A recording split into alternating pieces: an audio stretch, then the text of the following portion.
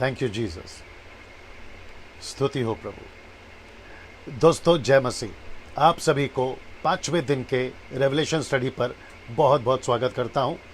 आशा करता हूं कि आप लोग सलामत हैं, खैरियत से हैं और आज के दिन के स्टडी के लिए आप लोग बिल्कुल तैयार हैं। फेसबुक, यूट्यूब, आप जितने लोग अभी तक इस स्टडी को देख रहे हैं, मैं समझता हूं कि 1.5 लाख से 1.25 लाख अभी तक लोग देख चुके हैं।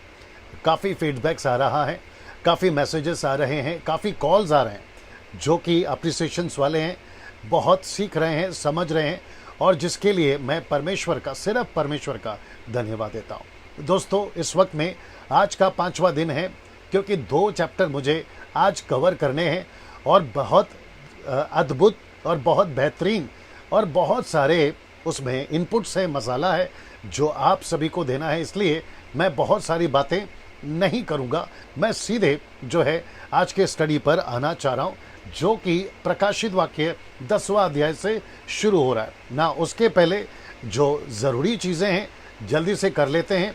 अगर आप मेरे चैनल पे अगर आप मेरे चैनल पे पहली बार हैं, यूट्यूब से बात कर रहा हूँ या उन लोगों से बात कर रहा हूँ, अगर आप मेरे चैनल पे पहली बार हैं, इसको बंद करो। अगर आप मेरे चैनल पे पहली बार हैं और आपने अभी तक सब्सक्राइब नहीं किया है, मैं चाहता हूं कि सब्सक्राइब कर लें। और वो इसलिए कह रहा हूं, पहली बात तो ये है कि सब्सक्राइब्स के पैसे नहीं लगते, ये मुफ्त में है। आपको सिर्फ एक बटन दबाना होता है और आइकन बेल प्रेस करना होता है, दैट्स इट। उसके बाद आपको कुछ नहीं करना है और मेरे मैसेजेस जब अपलोड होते हैं वो सारी नोटिफिकेशन आपको जो है यूट्यूब वाले भेजते रहेंगे, उसके लिए मैं कह रहा हूँ। साथ ही साथ फेसबुक पर मेरे जितने मित्र हैं दोस्तों, आप मुझे फ्रेंड रिक्वेस्ट भेज रहे हैं, मैं रिक्वेस्ट करता हूँ ना भेजें। वो इसलिए ना भेजें क्योंकि वो फुल हो चुका है, लेकिन कोई चिंता की बात नहीं है। उसके बावजूद आप मेरे मित्र बने रह सकते हैं हजारों और लाखों की तादाद में।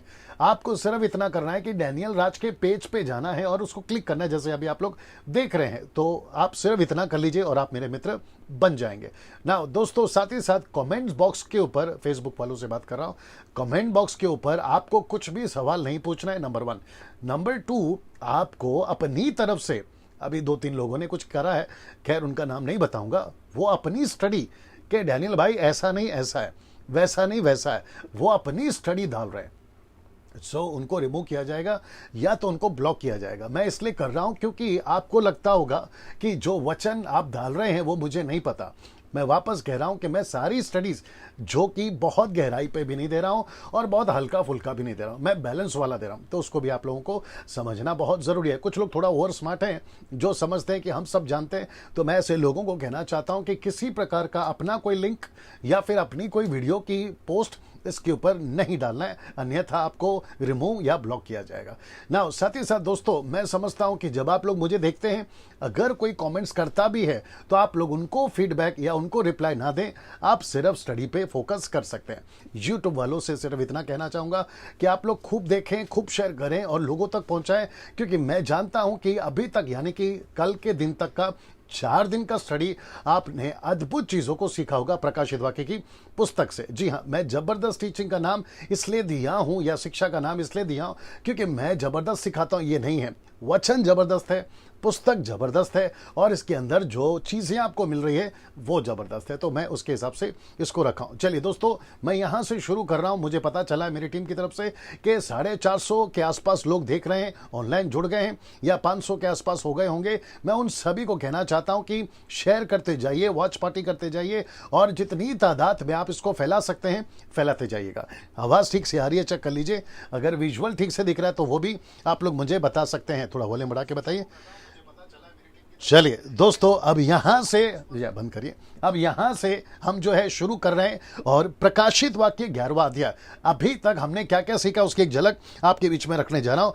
इस अध्याय को समझने से पहले, कौन से प्रकाशित वाक्य के अध्याय को समझने से पहले आपको याद रहना है या रखना है, वह है 6वां अध्याय से लेके 9वें अध्याय तक हमने जो भी सीखा वो सारी चीजें। क्योंकि मैं आपको कल बता चुका हूं कि 10वां अध्याय, आज जो हम सीख रहे हैं 11वां अध्याय, 10वां अध्याय मैं बता चुका हूं कल, तो उसको मैं नहीं बता रहा हूं। लेकिन जो सताव जो क्लेश और जो पृथ्वी के ऊपर जो कियोस हुआ है शैतान की तरफ से, और वो जो चार तुरी हैं, क्षमा करें, 7 मोहर हैं, और जो तुरियों का जिक्र अभी तक हो चुका है और कुछ तुरियां फूकना बाकी है, उन सभी को ध्यान में रखते हुए ये 4 घोड़े, अगर आपको याद होगा, इन सब के वजह से जो कियोस या जो विपत्ति घटी है पृथ्वी के ऊपर, जो घटने पर है, मैं उसकी बात कर रहा हूं, वो सबको ध्यान में रखिए। और साथ ही साथ ये आपको देख लीजिए, इसको यहां पे देख लीजिए, लाइट सब चेक कर लो, सब ठीक है ना। साथ ही साथ ये जो चित्र आपको मदद करेगा कि अभी तक आपने जो घटनाएं घटी हैं मोहर से लेकर तुरी तक, उसका सबका जो है एक छोटा झलक आपको यहां पर दिखाने की कोशिश करिए, ताकि आपको जो है कुछ कुछ चीजें याद रहे, जो आप अभी जो स्टडी होगा उसको ध्यान में रख सकते हैं। क्योंकि 11वां अध्याय, प्रकाशित वाक्य का 11वां अध्याय बहुत इंपॉर्टेंट है और बहुत जरूरी है आपको इस अध्याय को समझने के लिए ना। ये चित्र को मैं वापस दिखा देता हूं, कुछ सेकंड के लिए रख रहा हूं। आपको टिड्डियां याद होगा जो मैंने कल प्रचार किया था, आपको वो स्वर्गदूत याद होगा जो कि नीचे उतरा था, जो कि बैलेंस स्क्रिप्चर है, मैं बता चुका हूं। और ये सब तुरिया का जो या मोहर का जो भी घटना घटी है, उन सब का जिक्र आप यहां पर एक झलक में देख सकते हैं, और आपको एहसास हो जाएगा कि या रिकैप जिसको कहते हैं, वो आपको हो जाएगा कि अभी तक आपने क्या क्या सीखा था ना। दोस्तों, प्रकाशित वाक्य उसका 11वां अध्याय वचन 1 यहां से शुरू हो रहा है। जी वापस कहता हूं, बिल्कुल बने रहें, पूरा आखिर तक बने रहें। मैं कोशिश करूंगा कि जितना संक्षेप में, जितना डेप्थ जा सकूं, जितनी जरूरी चीजें कॉन्टेक्स्ट के साथ में आपके बीच में रख सकूं। वापस कहता हूं, जैसे पहले दिन कहा था, ये सिंबॉलिक है, ये एक चिन्ह के रूप में है जिसको आप प्रकाशित वाक्य कहते हैं, और ये यीशु का प्रकाशित वाक्य है जो यूहन्ना के द्वारा परमेश्वर ने कलीसिया को दिया है। उस वक्त में 7 कलीसिया का जिक्र है, और आज आपकी और मेरी कलीसिया का जिक्र। और कलीसिया कोई डिनोमिनेशन नहीं है, कोई इमारत नहीं है, आप और हम ही कलीसिया है। मैं उसकी भी बात आपके बीच में रख देता हूं। साथ ही साथ किसने क्या सिखाया वो उन तक रखिए, आप जो मुझसे सीख रहे हैं वो मुझ तक रखिए। मैं किसी को नीचे नहीं गिरा रहा हूं, या किसी को जो है बहुत नीचे कर कर अपनी स्टडी को बहुत सुपीरियर बता रहा हूं, ऐसा बिल्कुल नहीं है। आप सबको सुनिए, वचन के हिसाब से चलिए, जैसा आपको ठीक लगता है आप उसको लेकर चल सकते हैं ना। इसके पहले जिन्होंने भी प्रचार किया, वो चाहे नेशनल हो या इंटरनेशनल हो, परमेश्वर उनको अपना तरीके से इस्तेमाल किया है, लेकिन मेरे तरीके से मैं इसको रख रहा हूं जो कि वचन के आधार पर है। सब लोग अपने अपने तरीके से बात करते हैं, आप उसको सुन सकते हैं ना। प्रकाशित वाक्य 11वां अध्याय वचन 1 यहां से शुरू हो रहा है। लिखा है, मुझे लग्गी के समान एक सरकंडा दिया गया। इसका मतलब है रॉड, इंग्लिश वर्ड है रॉड। मुझे लग्गी के समान एक सरकंडा दिया गया, और किसी ने कहा, अब ये किसने कहा कोई जरूरत नहीं है, वो यीशु हो सकता है, स्वर्गदूत हो सकते हैं। किसी ने कहा, उठ, शब्द देख लीजिए, उठ, और कहता है परमेश्वर के मंदिर और वेदी और उसमें भजन करने वालों को नाप ले। ये जो शब्द है नाप ले या मेजर कर ले, किसको? मंदिर को और वेदी को। हाँ, ये बहुत जरूरी है ना। जब आप इसको पढ़ रहे हैं, मैं चाहता हूं आपको यह समझना जरूरी है कि इस कम से कम अध्याय में आप चले जाते हैं रैप्चर उठा लिए जाने के बाद की कलीसिया की, और उसके बाद जो 4 तुरी, क्षमा करें 7 मोहर, और जो 4 प्राणी यानी कि 4 घोड़े, और उसके बाद में जो पृथ्वी पर अवस्था है, आप सीधे वहां पहुंच जाते हैं और मंदिर में कुछ हो रहा है। ये जो शब्द है, मंदिर में कुछ हो रहा है। कौन सा मंदिर? ऑफ कोर्स इजराइल का, यरूशलेम के मंदिर में यहां कुछ हो रहा है। साथ ही साथ में वेदी को नाप ले, मंदिर को नाप ले, जो कि बताता है वहां कुछ तो ऐसा हो रहा है जिसको परमेश्वर कहता है कि नाप ले। नापने का मतलब है जांच ले, देख ले, परख ले, मेजर कर ले, कुछ तो गड़बड़ हो रहा है ना। इसको देखिए, यहां मंदिर को क्यों नापने को कहा? अब यह बहुत इंपॉर्टेंट है कि मंदिर को नापने को क्यों कहा। इसका मतलब है यहां कुछ तो गड़बड़ हो रहा है मंदिर के अंदर। ये स्लाइड्स को देख लीजिएगा ना। वापस कहता हूं कि मंदिर को नापने को कहा है इस वचन के अनुसार। इसका मतलब है कि मंदिर में कुछ तो गड़बड़ हो रहा है, वो आपके बीच में रखने जा रहा हूं ना। इसको देखिए, यहां एंटी क्राइस्ट मंदिर में बैठ चुका है। जी दोस्तों, वापस आता हूं, यहां मंदिर में एंटी क्राइस्ट बैठ चुका है। जब कलीसिया उठा ली जाएगी, सब कुछ जो है पृथ्वी पर से यीशु की जो कलीसिया, सच्ची कलीसिया जिसका जिक्र मैं करते आ रहा हूं लगातार 4 दिनों से, वो उठा ली जा चुकी है पृथ्वी के ऊपर। अब पूरी तरह से जो मैंने आपको बताया था 6वां अध्याय 9वां अध्याय, उसके अनुसार अगर आपके दिमाग में आप सारे दृश्य को रखोगे तो चारों तरफ गड़बड़ी है। और आपको पता है एंटी क्राइस्ट का 7 साल का जीवन काल है, या जिसको कहते हैं 7 years ऑफ पीरियड, उसके सेविकाई है। आधा आपको करना होगा 3.5 साल, और बाकी जो है 3.5 साल शांति वाला और 3.5 साल महाक्लेश का। उसके बीच में ये एंटी क्राइस्ट आता है, ये खुद को स्थापना कर चुका होगा मंदिर के अंदर, इसलिए लिखा है कि मंदिर को माप ले। तो इसका मतलब है कि पूरे वर्ल्ड में लूसीफर, एंटी क्राइस्ट, झूठा विरोधी या झूठा भविष्यवक्ता, जिसको इंग्लिश में कहते हैं फॉल्स प्रॉफिट, वो सारे के सारे यरूशलेम के मंदिर में पाए जाएंगे। वहां पर कुछ तो गड़बड़ चल रही है, और जिसको लेकर कहा है कि मंदिर को माप ले। इसका मतलब है स्टडी के अनुसार, जो आपके बीच में अभी यहां से मैं रखने जा रहा हूं, मैं वापस कहता बहुत इंटरेस्टिंग है ये, और आपको जानना बहुत जरूरी है ना। मंदिर में बैठ चुका है, ये मेरा स्टेटमेंट है ना। इसको देखिए, जी हां, ये मंदिर में बैठ चुका है, सब कुछ दिख रहा है जी, मंदिर में बैठ चुका है ना। इसको देखें, दूसरा थिस्सलुनीकियों की किताब, उसका दूसरा अध्याय वचन 3 कहता है, 2 Thessalonians chapter 2 verse 3 कहता है कि इस किस रीति से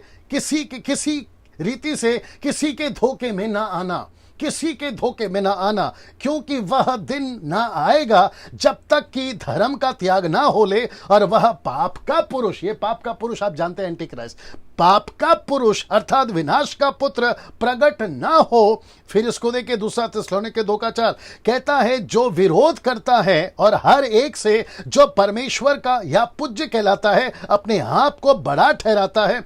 एंटी क्राइस्ट अपने आप की पूजा कराएगा, खुद को बड़ा ठहराएगा, ये बारे में पौलुस जो है यहां पर जिक्र कर रहा है। फिर कहता है यहां तक कि वह परमेश्वर के मंदिर में बैठकर, इसलिए कहा था कि वो बैठ चुका है, वो मंदिर में बैठकर अपने आप को परमेश्वर प्रकट करता है ना। इसका मतलब है कि क्यों कहा पहले अध्याय में कि मंदिर को माप ले या वहां पर जांच ले। इसका मतलब है, बड़े ध्यान से सुनिएगा, कुछ गड़बड़ का मतलब है एंटी क्राइस्ट ने खुद को डिक्लेयर कर दिया है पूरी दुनिया को। My goodness, get ready now. पूरी दुनिया को, हिंदू को, मुस्लिम को, सिख को, बुद्धिस्ट को, पारसी को, उसने सबको डिक्लेयर कर दिया है कि जो मसीहा Jesus Christ, second coming Jesus Christ जो आने पर था, वो मैं हूं, यानी कि एंटी क्राइस्ट बोलता है।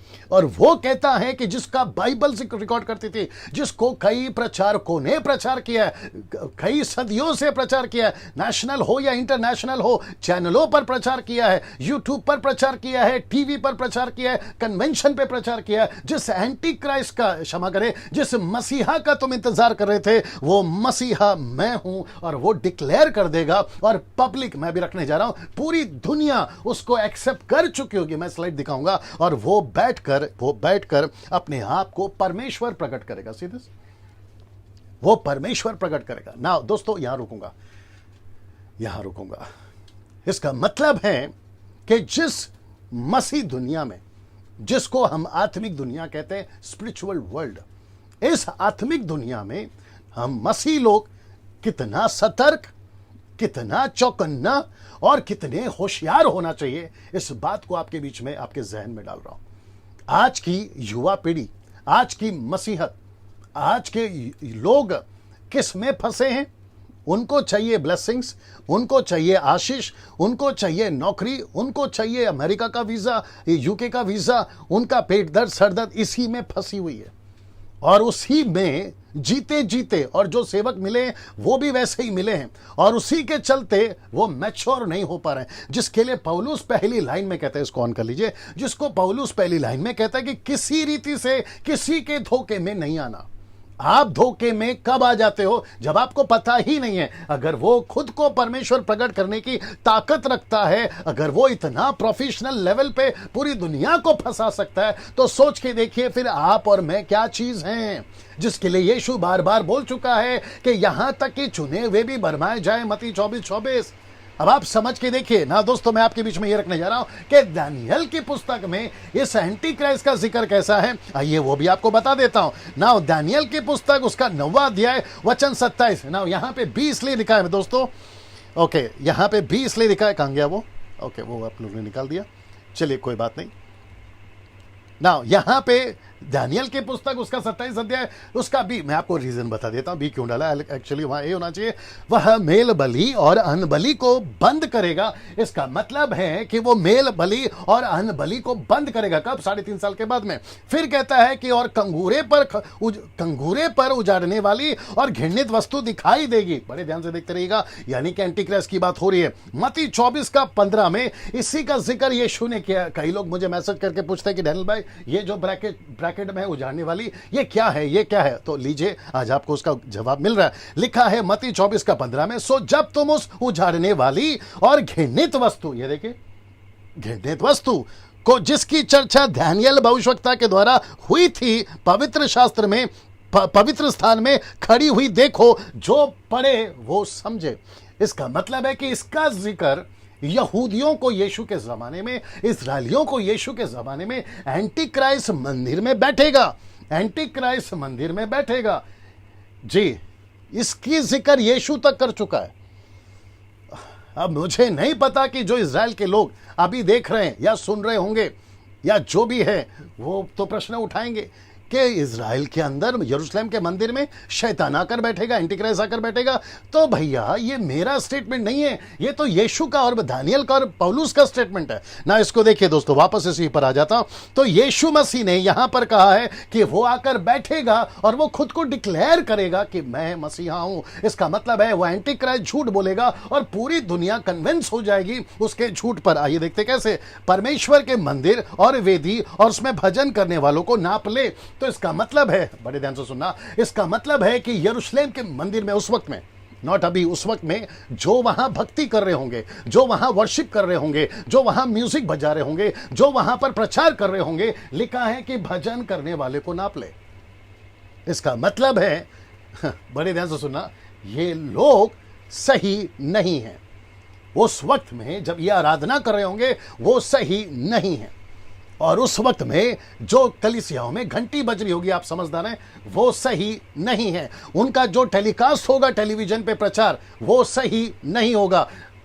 पुस्तक से ही, यानी कि बाइबल से ही प्रचार करेंगे, लेकिन वो सही नहीं होगा। क्यों? क्योंकि वो सब कुछ निकलेगा एंटीक्राइस्ट के मुंह से, वो सब कुछ निकलेगा लूसीफर के मुंह से। तो इसका मतलब है, जैसे जैसे आप स्टडी को देखोगे 13वें अध्याय तक में, आपको और भी ये कॉन्सेप्ट क्लियर हो जाएगा। लेकिन फिलहाल मेरे साथ में बने रहे। इसका मतलब है जैसे तब होगा वैसे अभी भी हो रहा है।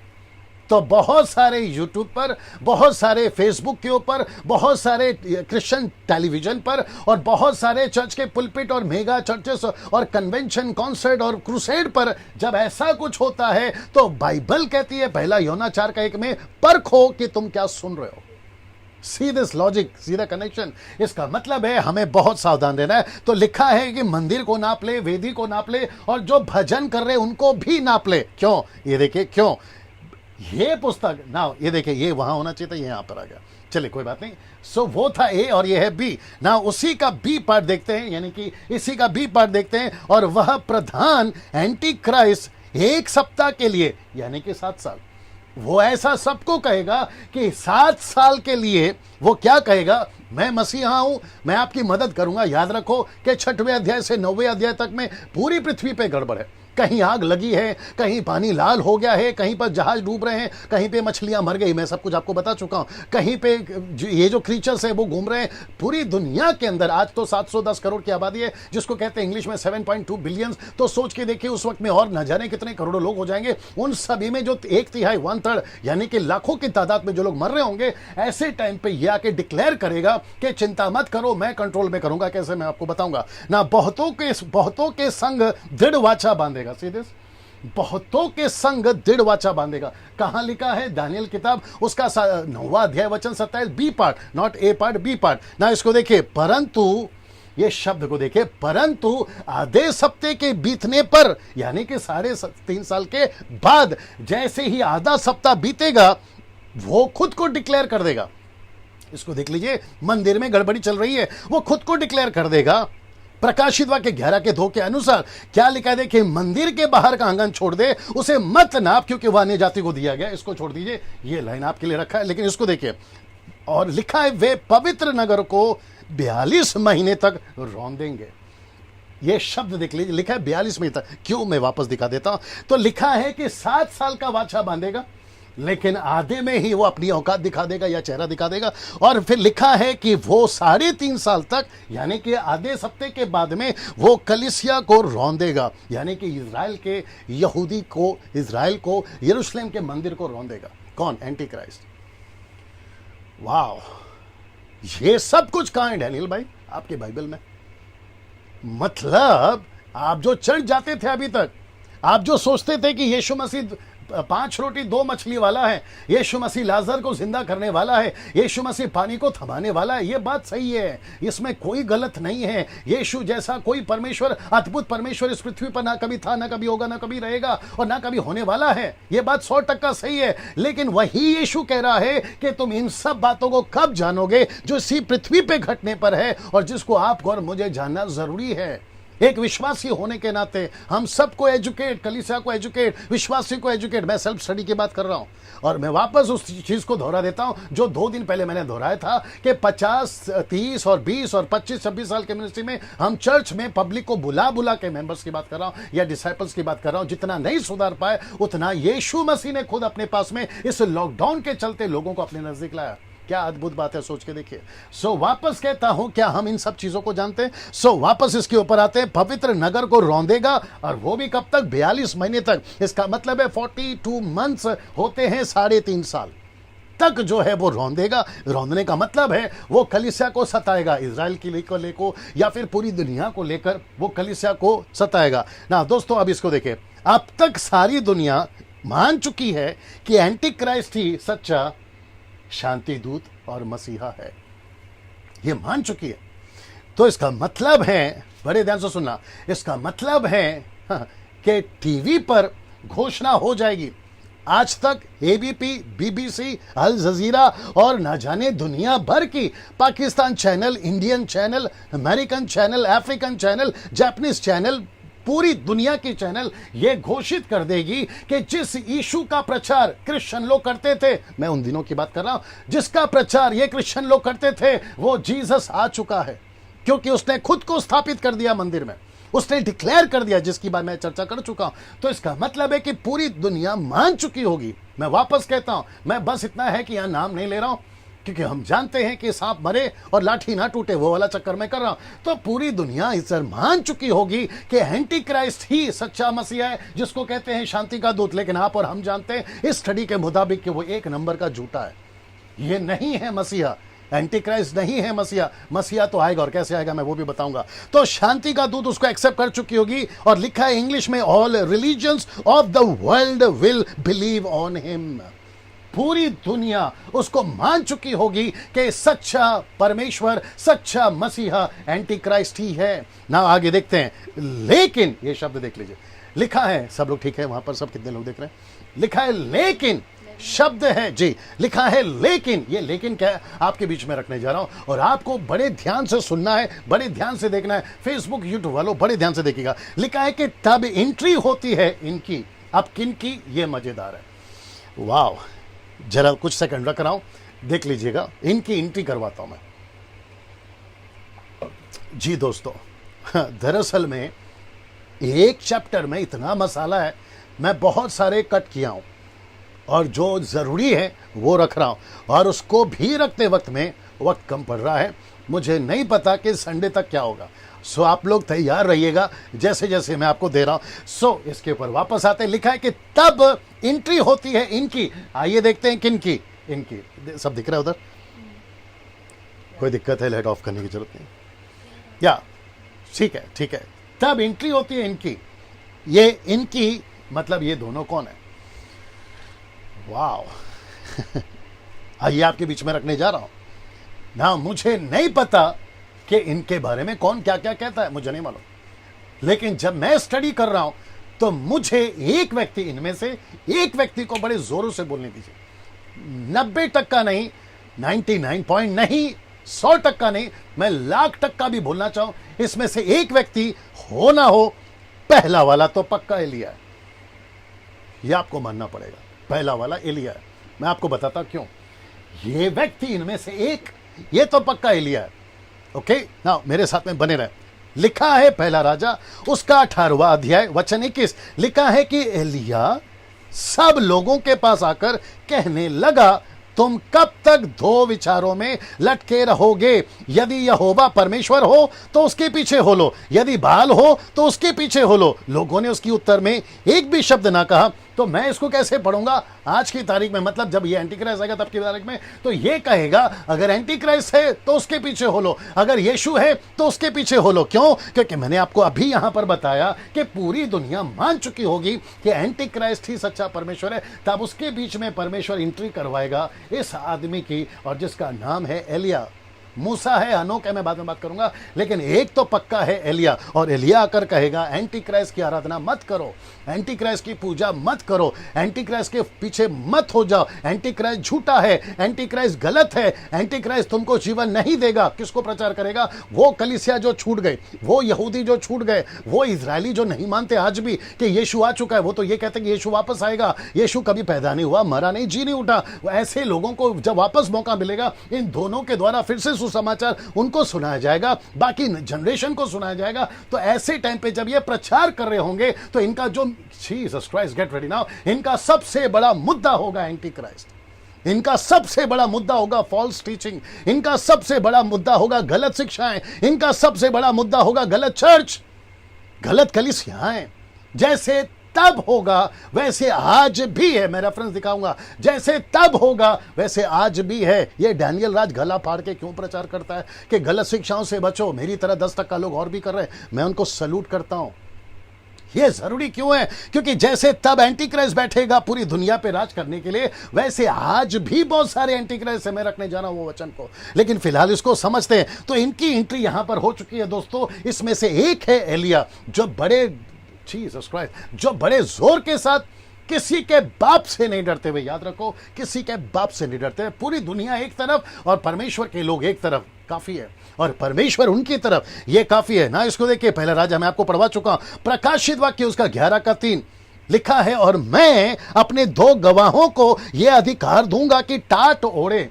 ये देख रहे हैं आप, टाट ओढ़े, टाट ओढ़े क्या करेंगे? देखो बड़े ध्यान सुनिएगा, टाट ओढ़े 1260 दिन तक, जिसको कहते हैं 1260 डेज, जिसका मतलब होता है 3.5 साल।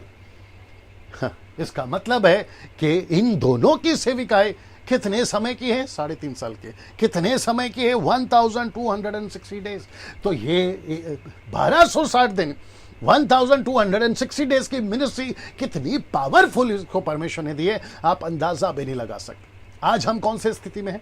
मेरी मिनिस्ट्री को 26 साल हो गए, किसी के 30, किसी के 40, किसी के 50। हमको ऐसे कंडीशन में रखा है, बड़े ध्यान से सुनना, हमको ऐसे अवस्था में रखा है जहां पिज्जा है, बर्गर है, रेस्टोरेंट है, एसी है, गाड़ी है, लग्जरी लाइफ है, फोन्स है, पैसा है, सब कुछ है आज आपके पास में। लेकिन जब ये सेविकाएं कर रहे होंगे ना दोस्तों, इनको ये सब नहीं होगा। सब कुछ तो होगा लेकिन मिलेगा नहीं। इसलिए तो लिखा है टाट ओढ़े। इसका मतलब क्या है? ये छुप छुप कर, ना जाने कहां कहां, कैसे कैसे तकलीफ उठाकर, भूख में, प्यास में, ये ऐसा प्रचार करेंगे। लेकिन आज जो परमेश्वर ने आपको और मुझे मौका दिया है, क्या आपको नहीं लगता है कि हमने बड़ी ईमानदारी से उसकी सेवा करनी चाहिए? जो आपके पास में है उसी को लेकर सेवा करनी चाहिए। जो कुछ आपको प्रभु ने दिया है उसमें खुश होकर सेवा करनी चाहिए। वो सेवक के पास में BMW है, मेरे पास कब आएगी? वो सेवक के पास में 2 BHK, मेरे पास में कब आएगी? वो चर्च में इतना कुछ है, मेरे चर्च में कब आएगा? क्यों? आपके पास में जो है आप उसमें खुश रहिए ना। क्यों दूसरे के पीछे देख रहे हैं? क्यों दूसरे की चीजों को लालच कर रहे हैं? ये भी दिमाग में रखिए। आप जिस अवस्था में, गांव में सेवा कर रहे हो वहीं पे करिए, शहर में सेवा कर रहे हो वहीं सेवा करिए, विदेश में सेवा कर रहे हो वहीं सेवा करिए, और जैसे हैं वैसे सेवा करिए, खुशी के साथ करिए, कोई दिक्कत नहीं है। तो यहाँ पे इनकी मिनिस्ट्री को 1260 दिन की सेविका, जिसको 3.5 साल कहते हैं, इनको दिया गया। और यहूदियों को प्रचार, इसलिए ब्रैकेट में डाला है, भविष्यवाणी का मतलब है फोर्थ टेलिंग। प्रोफेटोस ग्रीक वर्ड है, प्रोफेटोस, जिसका मतलब है फोर्थ टेलिंग, प्रचार करना, सुसमाचार सुनाना। ये यहूदियों को तब भी सुसमाचार सुनाएंगे ना। इसको देखिए दोस्तों, ये चित्र देख लीजिए जी जी, ये ऐसा कुछ होगा जो जैतून के 2 पेड़, जिसका जिक्र कर चुके हैं प्रकाशित वाक्य 11 का 4, ये वही जैतून के 2 पेड़ और 2 दिवट हैं। ये देखिए, ये जैतून के दो पेड़ और दिवट हैं जिसका जिक्र बाइबल करती है। वे ही हैं दो पेड़ और दो दिवट हैं जो पृथ्वी के, आपको वचन पढ़ना गेट रेडी, जो पृथ्वी के प्रभु के सामने खड़े रहते हैं। इसका मतलब है कि जकरिया की पुस्तक 4:3, जकरिया की पुस्तक 4:11 से 14। आइए इसको पहले सुनते हैं, बड़े ध्यान से सुनिएगा। मेरी लड़की पढ़ेगी सलोमी, बड़े ध्यान से सुनिएगा जी। जी इसको क्या हो गया जी जी। दीवट के पास जैतून के दो वृक्ष है, एक उस कटोरे की दाहिनी ओर और दूसरा उसकी बाईं ओर। 11। तब मैंने उससे फिर पूछा, ये दो जैतून के वृक्ष क्या है जो दीवट की दाहिनी बाईं ओर है? फिर मैंने दूसरी बार उससे पूछा, जैतून की दोनों डालियां क्या है जो सोने की दोनों नालियां के द्वारा अपने में से तुम सुनहरा तेल उंडेलती है? उसने मुझसे कहा, क्या तू नहीं जानता कि ये क्या है? मैंने कहा, हे मेरे प्रभु, मैं नहीं जानता। तब उसने कहा, इसका अर्थ ताजे तेल से भरे हुए वे दो पुरुष हैं जो सारी पृथ्वी के परमेश्वर के पास हाजिर रहते हैं। इसका मतलब है इसका मतलब है दोस्तों, ये सभी एंटी क्राइस्ट के टाइम यहूदियों को प्रचार करने के लिए आएंगे। इसकी भविष्यवाणी जकरिया ऑलरेडी कर चुका है। तो इसका मतलब है कुछ लोग कहते हैं कि हमारी बाइबल चेंज हो गई, कुछ लोग कहते हैं कि हमारे पास में ओरिजिनल बाइबल नहीं है। तो मैं उन लोगों को कहना चाहता हूं कि सर, हमारे पास में ओरिजिनल मैन्युस्क्रिप्ट नहीं है, ये बात तय है, नहीं है, लेकिन हमें उसकी जरूरत भी नहीं है। ओरिजिनल मैन्युस्क्रिप्ट की जरूरत भी नहीं है। हमारे पास में जो कॉपी है जिसको कहते हैं copies of copies of copies, वो काफी है सर। वो इसलिए copies of copies of copies काफी है क्योंकि ट्रांसलेशन करने को खुद खुदा कहता है, खुद परमेश्वर कहता है। अभी बीच में मैंने कहीं चर्चा सुना था, शायद पाकिस्तान से ये ज्यादा हवा चली थी। मैं उस भाई को सपोर्ट कर रहा हूं जिसने ये कहा कि बाइबल सोसाइटी वालों ने, पाकिस्तान की बात कर रहा हूं, बाइबल सोसाइटी वालों ने बाइबल के कुछ चीजों को बदल दिया, कुछ कैरेक्टर्स को बदल दिया, उसके मतलब को बदल दिया, जो कि सरासर गलत है। और वो जो भाई जिसका नाम मुझे याद नहीं आ रहा, बड़ा अच्छा प्रचारक है, बहुत अच्छे प्रचार भी करते हैं, परमेश्वर उनको खूब आशीष दे, जिन्होंने ये ऑब्जेक्शन उठाया कि तुम बाइबल की कुछ आयतों को बदल क्यों रहे हो, उसके चीज़ों को बदल क्यों रहे हो, ये उन्होंने ऑब्जेक्शन उठाया। मैं उसको सपोर्ट करता हूँ। अगर वो सुन रहे होंगे, उन तक ये मैसेज जाए, तो उनको शाबाशी देता हूँ। सर, आप बिल्कुल बने रहें भारत से, हम आपको सपोर्ट करते हैं। आत्मिकता की बात हो रही है, भले ही बॉर्डर अलग अलग हो, लेकिन आत्मिकता में हम आपके साथ में खड़े हैं। परमेश्वर आपको बुद्धि दे, ज्ञान दे, और आप बिल्कुल अपने तरीके से काम करिए। आपको हमारी तरफ से, डैनियल राज की तरफ से बिल्कुल सपोर्ट है। ना यहाँ पर बात हो रही है दोस्तों, बड़े ध्यान सुनिएगा, कि बाइबल की बहुत सारी आयतें, वो चाहे डैनियल की किताब हो, यिर्मयाह की किताब हो, इसाइया की किताब हो, प्रकाशित वाक्य की किताब हो, यीशु की किताब हो, पौलुस की किताब हो, आपस में एक दूसरे से मिली हुई है और अंत के दिनों की चर्चा करती है।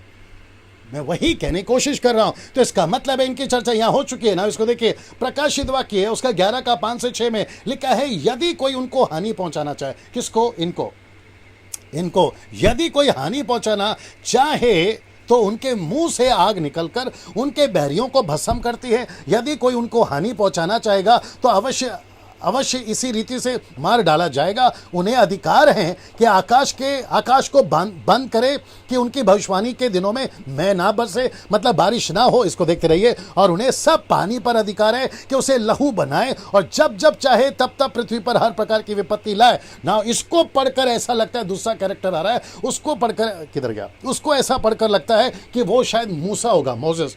देखिए, एक तो पक्का है कि एलिया है, इसमें कोई डाउट नहीं। एक तो पक्का एलिया है। मैं उसका आपको क्या कहते हैं ना कनेक्शन दे चुका हूं कि जिसने कहा या तो एंटीक्राइस्ट या तो प्रभु, ऐसा मुंह तोड़ जवाब देने वाला, दूध का दूध और पानी का पानी करने वाला एलिया के अलावा और कौन हो सकता है? सो दूसरा कहते हैं इसके हिसाब से वो मोसेस हो सकता है। मुझे उसमें कोई दिक्कत नहीं मुझे उसमें कोई दिक्कत नहीं। और कुछ कहते हैं वो हनोक है, और ऑब्वियस है कि हनोक होना भी चाहिए क्योंकि हनोक अभी तक नहीं मरा, लेकिन मूसा का मरने का जिक्र है। उसकी डेड बॉडी कहाँ है ये अभी तक किसी को नहीं पता, लेकिन इनका मरने का जिक्र तो है। सो मुझे इससे कोई दिक्कत नहीं है, वो चाहे मोसेस हो या एनोक हो। मुझे सिर्फ इससे इतना मतलब है कि ये काम कर रहे हैं, दैट्स इट। ना तो दूध का दूध आप बता सकते हैं, ना मैं बता सकता हूं, क्योंकि इन दोनों का नाम मेंशन नहीं किया, सिर्फ इतना लिखा कि जैतून के दो पेड़।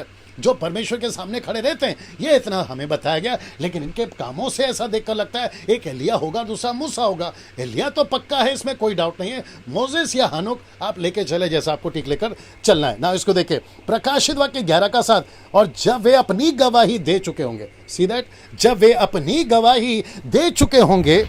अब जरा देखते क्या लिखा है, 3.5 साल की मिनिस्ट्री, जिसको कहते हैं 1260 डेज वाली मिनिस्ट्री, जब ये कर चुके होंगे, जरा शब्द पे ध्यान दीजिए, लिखा है कर चुके होंगे। वाह, ये पावरफुल है। हाँ, इसके ऊपर आना होगा। ये जब मिनिस्ट्री कर चुके होंगे तो ऐसा लिखा है, जरा इसको याद दिला देता हूं, ऐसा लिखा है कि कोई उनको लिखा है, यदि कोई उनको हानि पहुंचाना चाहता है तो इसका मतलब है कि एंटी क्राइस्ट इन दोनों को रोकने की लाख कोशिश करेगा, इन दोनों को रोकने की वो लाख कोशिश करेगा। लेकिन लिखा है कि वो नहीं रोक पाएगा। साबित कहां होता है? यहां, वो कर चुके होंगे। इसका मतलब है कि अगर इनको कहा कि तुम 3.5 साल की सेविकाएं कर चुके होगे, कर सकोगे, जब परमेश्वर इनकी गारंटी लेता है, बड़े ध्यान से सुनना, तुम जो शहर में हो पास्टर, आप जो गांव में हो पास्टर, आप जो इंटरनेशनल हो पास्टर, अगर परमेश्वर ने आपको मिनिस्ट्री दी है, कोई माई के लाल नहीं रोक पाएगा। मैं रिपीट करूं इस बात को, कोई माई के लाल आपको यीशु की सेविकाएं करने से नहीं रोक पाएगा। अगर परमेश्वर ने कहा डैनियल तुझे लाख लोग मारने आएंगे, लेकिन अगर परमेश्वर कहता है कि मैंने तुझे खड़ा रखा है, तुझे कोई नहीं हाथ लगा सकता। यही चीज कहकर मैं चाहता हूं कि आप खुद की पीठ थपथपाइए। वो चाहे लाल झंडा वाला हो, समझदार को इशारा काफी है, वो चाहे पीला झंडा वाला हो या नीला झंडा वाला हो, वो जहां कहीं का भी हो। ऐसा लिखा है कि तेरे शत्रु आएंगे एक रास्ते से, लेकिन जब तेरे साथ में खुदा को देखेंगे तो भागेंगे 7 रास्ते से। सोच के देखिए आप किसकी सेविकाएं कर रहे हैं। आप किसी राष्ट्र की सेवा नहीं कर रहे, आप किसी नेता की सेवा नहीं कर रहे, आप किसी राजा महाराजा की सेवा नहीं कर रहे, आप सृष्टिकर्ता यीशु की सेविकाएं कर रहे। अगर वो आपकी गारंटी लेता तो आपको किसी से डरने की जरूरत नहीं। यह आपको समझना बहुत जरूरी है। मुझे माफ करिए ये स्टेटमेंट बोलते वक्त में कि आज कई सेवक डरपोक हो गए, मुझे बोलने दीजिए, आज कई सेवक डरपोक हो गए। और बाइबल रिकॉर्ड करती है कि डरपोक जब नरक की लीस्ट बनेगी ना, प्रकाशित वाक्य 20 का 8 कहता है, जब डरपोक की नरक की लीस्ट बनेगी तो नंबर 1 पे डरपोकों का नाम है कावर्ड्स, डरपोक, ये उनका नाम उसमें मेंशन है। आप मिनिस्ट्री से क्यों डर रहे, मैं आपसे पूछना चाहता हूं। छोटी छोटी धमकियां आती है, क्यों डर जाते हो? आपको गांव से निकाल देंगे, पंचायत से निकाल देंगे, आपको नौकरी से निकाल देंगे, आपको बिजनेस से निकाल देंगे, तुम डर कर यीशु को क्यों छोड़ बैठते हो? यहां लिखा है ना, उन्होंने सेविकाएं पूरी करी, आप भी करोगे। किसी के बाप से डरने की जरूरत नहीं है। यह आपको क्यों नहीं समझ में आता? गला कटेगा ना, और क्या? आपको पत्थर से मारेंगे, और क्या? आपको आरी से चीरेंगे, और क्या? आपको उबलते तेल में डालेंगे, और क्या? आपके बच्चों को मारेंगे, और क्या? आपको घर से निकाल देंगे, और क्या? आपका हुक्का पानी बंद कर देंगे, और क्या? That's it. बाइबल कहती है, यीशु कहता है, जो तुम्हारे प्राण को हानि कर सकता है उससे मत डरो, लेकिन उससे डरो जो दोनों यानी कि प्राण और आत्मा को हानि कर सकता है। आपको किसी से नहीं डरना है। मैं इस वसीले से कहना चाहता हूं, यह आपके दिमाग में अगर आ गई, अगर इतना सा कोई एडिट करके अगर कोई फॉरवर्ड करना चाहता है, मुझे कोई दिक्कत नहीं है। कलीसियाओं को इनकरेज करने के लिए, पास्टरों को इनकरेज करने के लिए, इवेंजलिस्ट को खास करके इनकरेज करने के लिए, उन विश्वासियों को जो आज सताए जा रहे हैं, मैं आपको कहना चाहता हूं कि परमेश्वर आपकी मिनिस्ट्री को पूरा करा चुका होगा। जब तक तुम्हारे सांस चल रही है वो पूरा करा चुका होगा ना। इसको देखिए, लिखा है, तो वह पशु जो था कुंड में से निकलेगा, यानी कि एंटी क्राइस्ट, 13वें अध्याय में बात करूंगा, निकलेगा, उनसे लड़कर उन्हें जीतेगा और उन्हें मार डालेगा। कब? मिनिस्ट्री खत्म होने के बाद। मिनिस्ट्री खत्म होने के बाद उन्हें मार डालेगा। आइए देखते क्या हुआ। एंटी क्राइस्ट क्यों मार डालेगा, इसके ऊपर बात करते हैं, क्योंकि ये दोनों एंटी क्राइस्ट को एक्सपोज करेंगे। कौन दोनों? ये जो 2 गवाह का जिक्र किया, ये दोनों एंटी क्राइस्ट को एक्सपोज करेंगे। क्या एक्सपोज करेंगे? कि वो झूठा है। वाह बड़े ध्यान से सुनिएगा, ये एंटी क्राइस्ट को एक्सपोज करेंगे कि ये झूठा है। बड़े ध्यान से सुनिएगा। नाउ प्रकाशित वाक्य 11 का 8, मैं चाहता हूं कि सलोमी जल्दी से पढ़िए उसको। प्रकाशित वाक्य 11 का 8 जी, यहां पे पढ़ लीजिए जी। और उनकी लोथें उस बड़े नगर के चौक में पड़ी रहेगी, जो आत्मिक रीति से सदोम और मिस्र कहलाता है, जहाँ उनका प्रभु भी क्रूस पर चढ़ाया गया था। और सब लोगों और कुलों और भाषाओं और जातियों में से लोग उनकी लोथें 3.5 दिन तक देखते रहेंगे, और उनकी लोथें कब्र में रखने न देंगे। और पृथ्वी के रहने वाले उनके मरने से आनंदित और मगन होंगे, और एक दूसरे के पास भेंट भेजेंगे, क्योंकि इन दोनों भविष्यद्वक्ताओं ने पृथ्वी के रहने वालों को सताया था। See? इसका मतलब है कि एंटी क्राइस्ट को जब ये एक्सपोज कर चुके होंगे तो पूरी दुनिया जिस एंटी क्राइस्ट को ईश्वर मान चुकी है, यीशु मान चुकी है, हालांकि वो नहीं है, वो बात अलग है, मैं बताऊंगा उसको, और जिसको पूरी दुनिया मंदिर के अंदर इसने डिक्लेयर करा था कि मैं परमेश्वर हूं, तो अगर ये दो गवाह आकर कहेंगे वो झूठा है, तो आपको नहीं लगता है कि विरोध तो होगा ही ना, जैसे आज भी हो रहा है। सो मैं वापस कहता हूं कि सच को बोलने के लिए, सच को प्रचार करने के लिए किसी से नहीं डरना। यहां से इस मैसेज से मैं आपको हिम्मत बांध रहा हूं, नहीं डरना। सो जैसे आपने अभी पढ़ा, और ये सारे लोग एक दूसरे को गिफ्ट भेजेंगे, देखिए भेंट भेजेंगे। अच्छा हुआ मर गए दोनों जन, अच्छा हुआ एलिया मर गया, अच्छा हुआ मोसेस या हनोक जो भी था वो मर गया, अच्छा हुआ ये दो लोग मर गए। अब एंटी क्राइस्ट की पूजा अच्छे से चलेगी, अब हम जो है और भी बड़े जोरों से काम करेंगे। लेकिन आपको पता है उसके बाद में क्या हुआ, आइए देखते हैं। उन दिनों पृथ्वी पर, इसको पहले देख लेते हैं, उन दिनों पृथ्वी पर गुस्सा बहुत बढ़ेगा सच्चे मसीहों पर, जैसे आज भी है। मैं रिपीट कर देता हूं कि उन दिनों पृथ्वी पर गुस्सा बहुत बढ़ेगा, किसके ऊपर, सच्चे मसीहों पर, और आज भी है। आज हमको प्यार नहीं किया जाता सर, अभी मुझे नहीं पता मैं कैसे बोलूं, लेकिन फिर भी बोल देता हूं। सफेद कबूतर उड़ाया जाता है क्रिसमस के टाइम पे, ये कहते हुए कि हम जो है शांति का पैगाम दे रहे हैं। कई जगह पर हमारा ये नाम है कि हम शांति वाले लोग हैं, लेकिन आपको पता है ऐसा युग आएगा जहां पर मसीहों को नफरत की नजर से देखा जाएगा। आज भी चल ही रहा है, वो बात अलग है। मसीहों को नफरत की नज़र से, गुस्से से देखा जाएगा। पता है क्यों? क्योंकि हम लोग ही प्रचार कर रहे होंगे तब भी, और जो छूट जाएंगे, और अब भी और जब भी जो छूट जाएंगे कि एंटी क्राइस्ट झूठा है, एंटी क्राइस्ट मसीह नहीं है, एंटी क्राइस्ट फॉल्स प्रीचर है, एंटी क्राइस्ट गलत है। जब ये प्रचार कर रहे होंगे तो वो लोग जो है इनके मरने पे खुशी मनाएंगे, जैसे आपको मैं अभी तक बता चुका हूँ। कितने लोग देख रहे हैं? सब ठीक है सब? ओके, नाउ ये देखिए दोस्तों, ये मर चुके होंगे, और जब मर चुके होंगे तो ये सभी, मेरे पास में इससे और बेहतर पिक्चर नहीं मिला जो मैं डाल सकूं जी दोस्तों। सो मैं चाहता हूं कि ये चित्र को देखकर आप सिर्फ कल्पना कर सकते हैं या इमेजिन कर सकते हैं कि ऐसी कुछ दृश्य वहां पर होगी। लेकिन आपको पता है, इधर देख लीजिए, प्रकाशित वाक्य 11:11, एक अद्भुत कार्य हो गया, एक अद्भुत बात घटी। क्या घटी है ये देखते हैं। लिखा है कि 3.5 दिन के बाद, अब ये 3.5 साल, 3.5 दिन का क्या कनेक्शन है परमेश्वर जानता है, लेकिन लिखा है 3.5 दिन के बाद में, लिखा है परमेश्वर की ओर से जीवन की आत्मा, जिसको ग्रीक में कहते हैं द लाइफ ऑफ जॉय, ये जो जीवन की आत्मा है उनमें पैंट गई, मतलब घुस गई। और आगे देखिए वचन लाल में, शब्द लाल में लिखता है, वे अपने पांवों के बल खड़े हो गए और उनके देखने वालों पर बड़ा भय छा गया। वाह, बड़े ध्यान से सुनिएगा।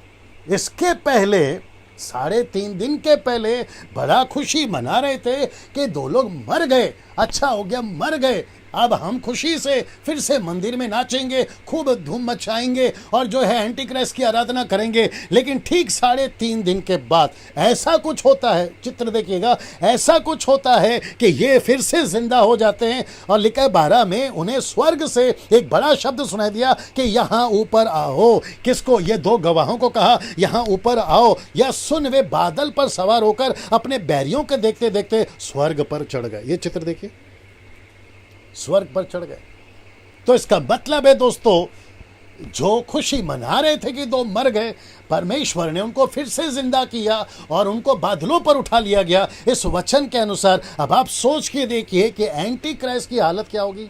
एंटी क्राइस्ट और लूसीफर और फॉल्स प्रॉफिट जो उस वक्त में होंगे, उनकी क्या हालत होगी, पूरी दुनिया के सामने एक्सपोज हो गया। मैं आपको बताता क्यों, क्योंकि यहां पर लिखा है कि बैरियों को देखते देख, कहाँ गया वचन जी, यहाँ लिखा है कि वे अपने पांव के बल खड़े हो गए, उनके देखने वालों पर बड़ा भय छा गया। तो इसका मतलब है कि जो उस वक्त में पब्लिक होगी, जो थोड़ी देर पहले ये देखो मजाक उड़ा रहे थे, इन सब के अंदर एक डर आ जाएगा। ये डर क्या है? अरे, जिसको हम लोग कह रहे थे मर गया वो तो अचानक जिंदा हो गए, ये अजूबा क्या है, ये चमत्कार क्या है। और ऐसे टाइम पे भी अगर वो मन फिराते हैं, उस वक्त की बात कर रहा हूं, परमेश्वर उनको जीवन देगा ना। इसको देखिए, प्रकाशित वाक्य 11:3, फिर उसी घड़ी एक बड़ा भूडोल हुआ, यानी भूकंप हुआ। आइए देखते क्या लिखा है। नगर का 10वां अंश गिर पड़ा, उस भूडोल से 7,000 मनुष्य मर गए और शेष डर गए और परमेश्वर की महिमा की। ये देखो, तो 7,000 मर गए और कुछ लोगों ने परमेश्वर की महिमा की, जिसका मतलब है उन्होंने विश्वास किया।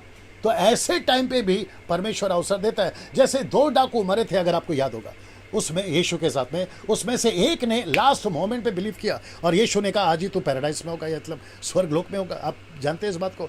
वैसे ही उन दिनों में जो विश्वास करेगा, परमेश्वर कहता है उनको मौका मिल सकता है, उनको जो है उद्धार मिल सकता है, जिसके लिए लिखा है उन्होंने परमेश्वर की महिमा की। ना प्रकाश वाक्य 11:14, दूसरी विपत्ति बीत चुकी, देखो तीसरी विपत्ति शीघ्र आने वाली है। तो इसका मतलब है कि वो दूसरी जो विपत्ति आने वाली है, क्षमा करें, तीसरी विपत्ति जो आने वाली है वो कितना भयंकर होगा, इसको मैं आपके बीच में रखने पर हूं। लेकिन ये रहा 7वीं तुरी, जो कि प्रकाशित वाक्य 11:15 से शुरू होता है। पहले इसको देख लेते हैं। जब 7वें दूत ने तुरी फूकी, सब ठीक यहाँ चल रहा है, वहां पे सब ठीक चल रहा है।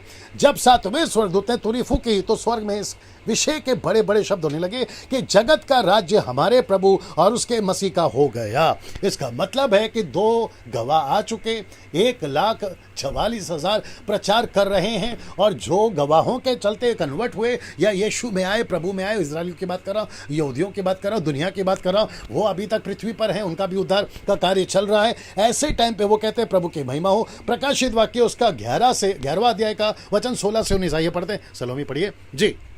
प्रकाशित वाक्य 11 का 16 से 19।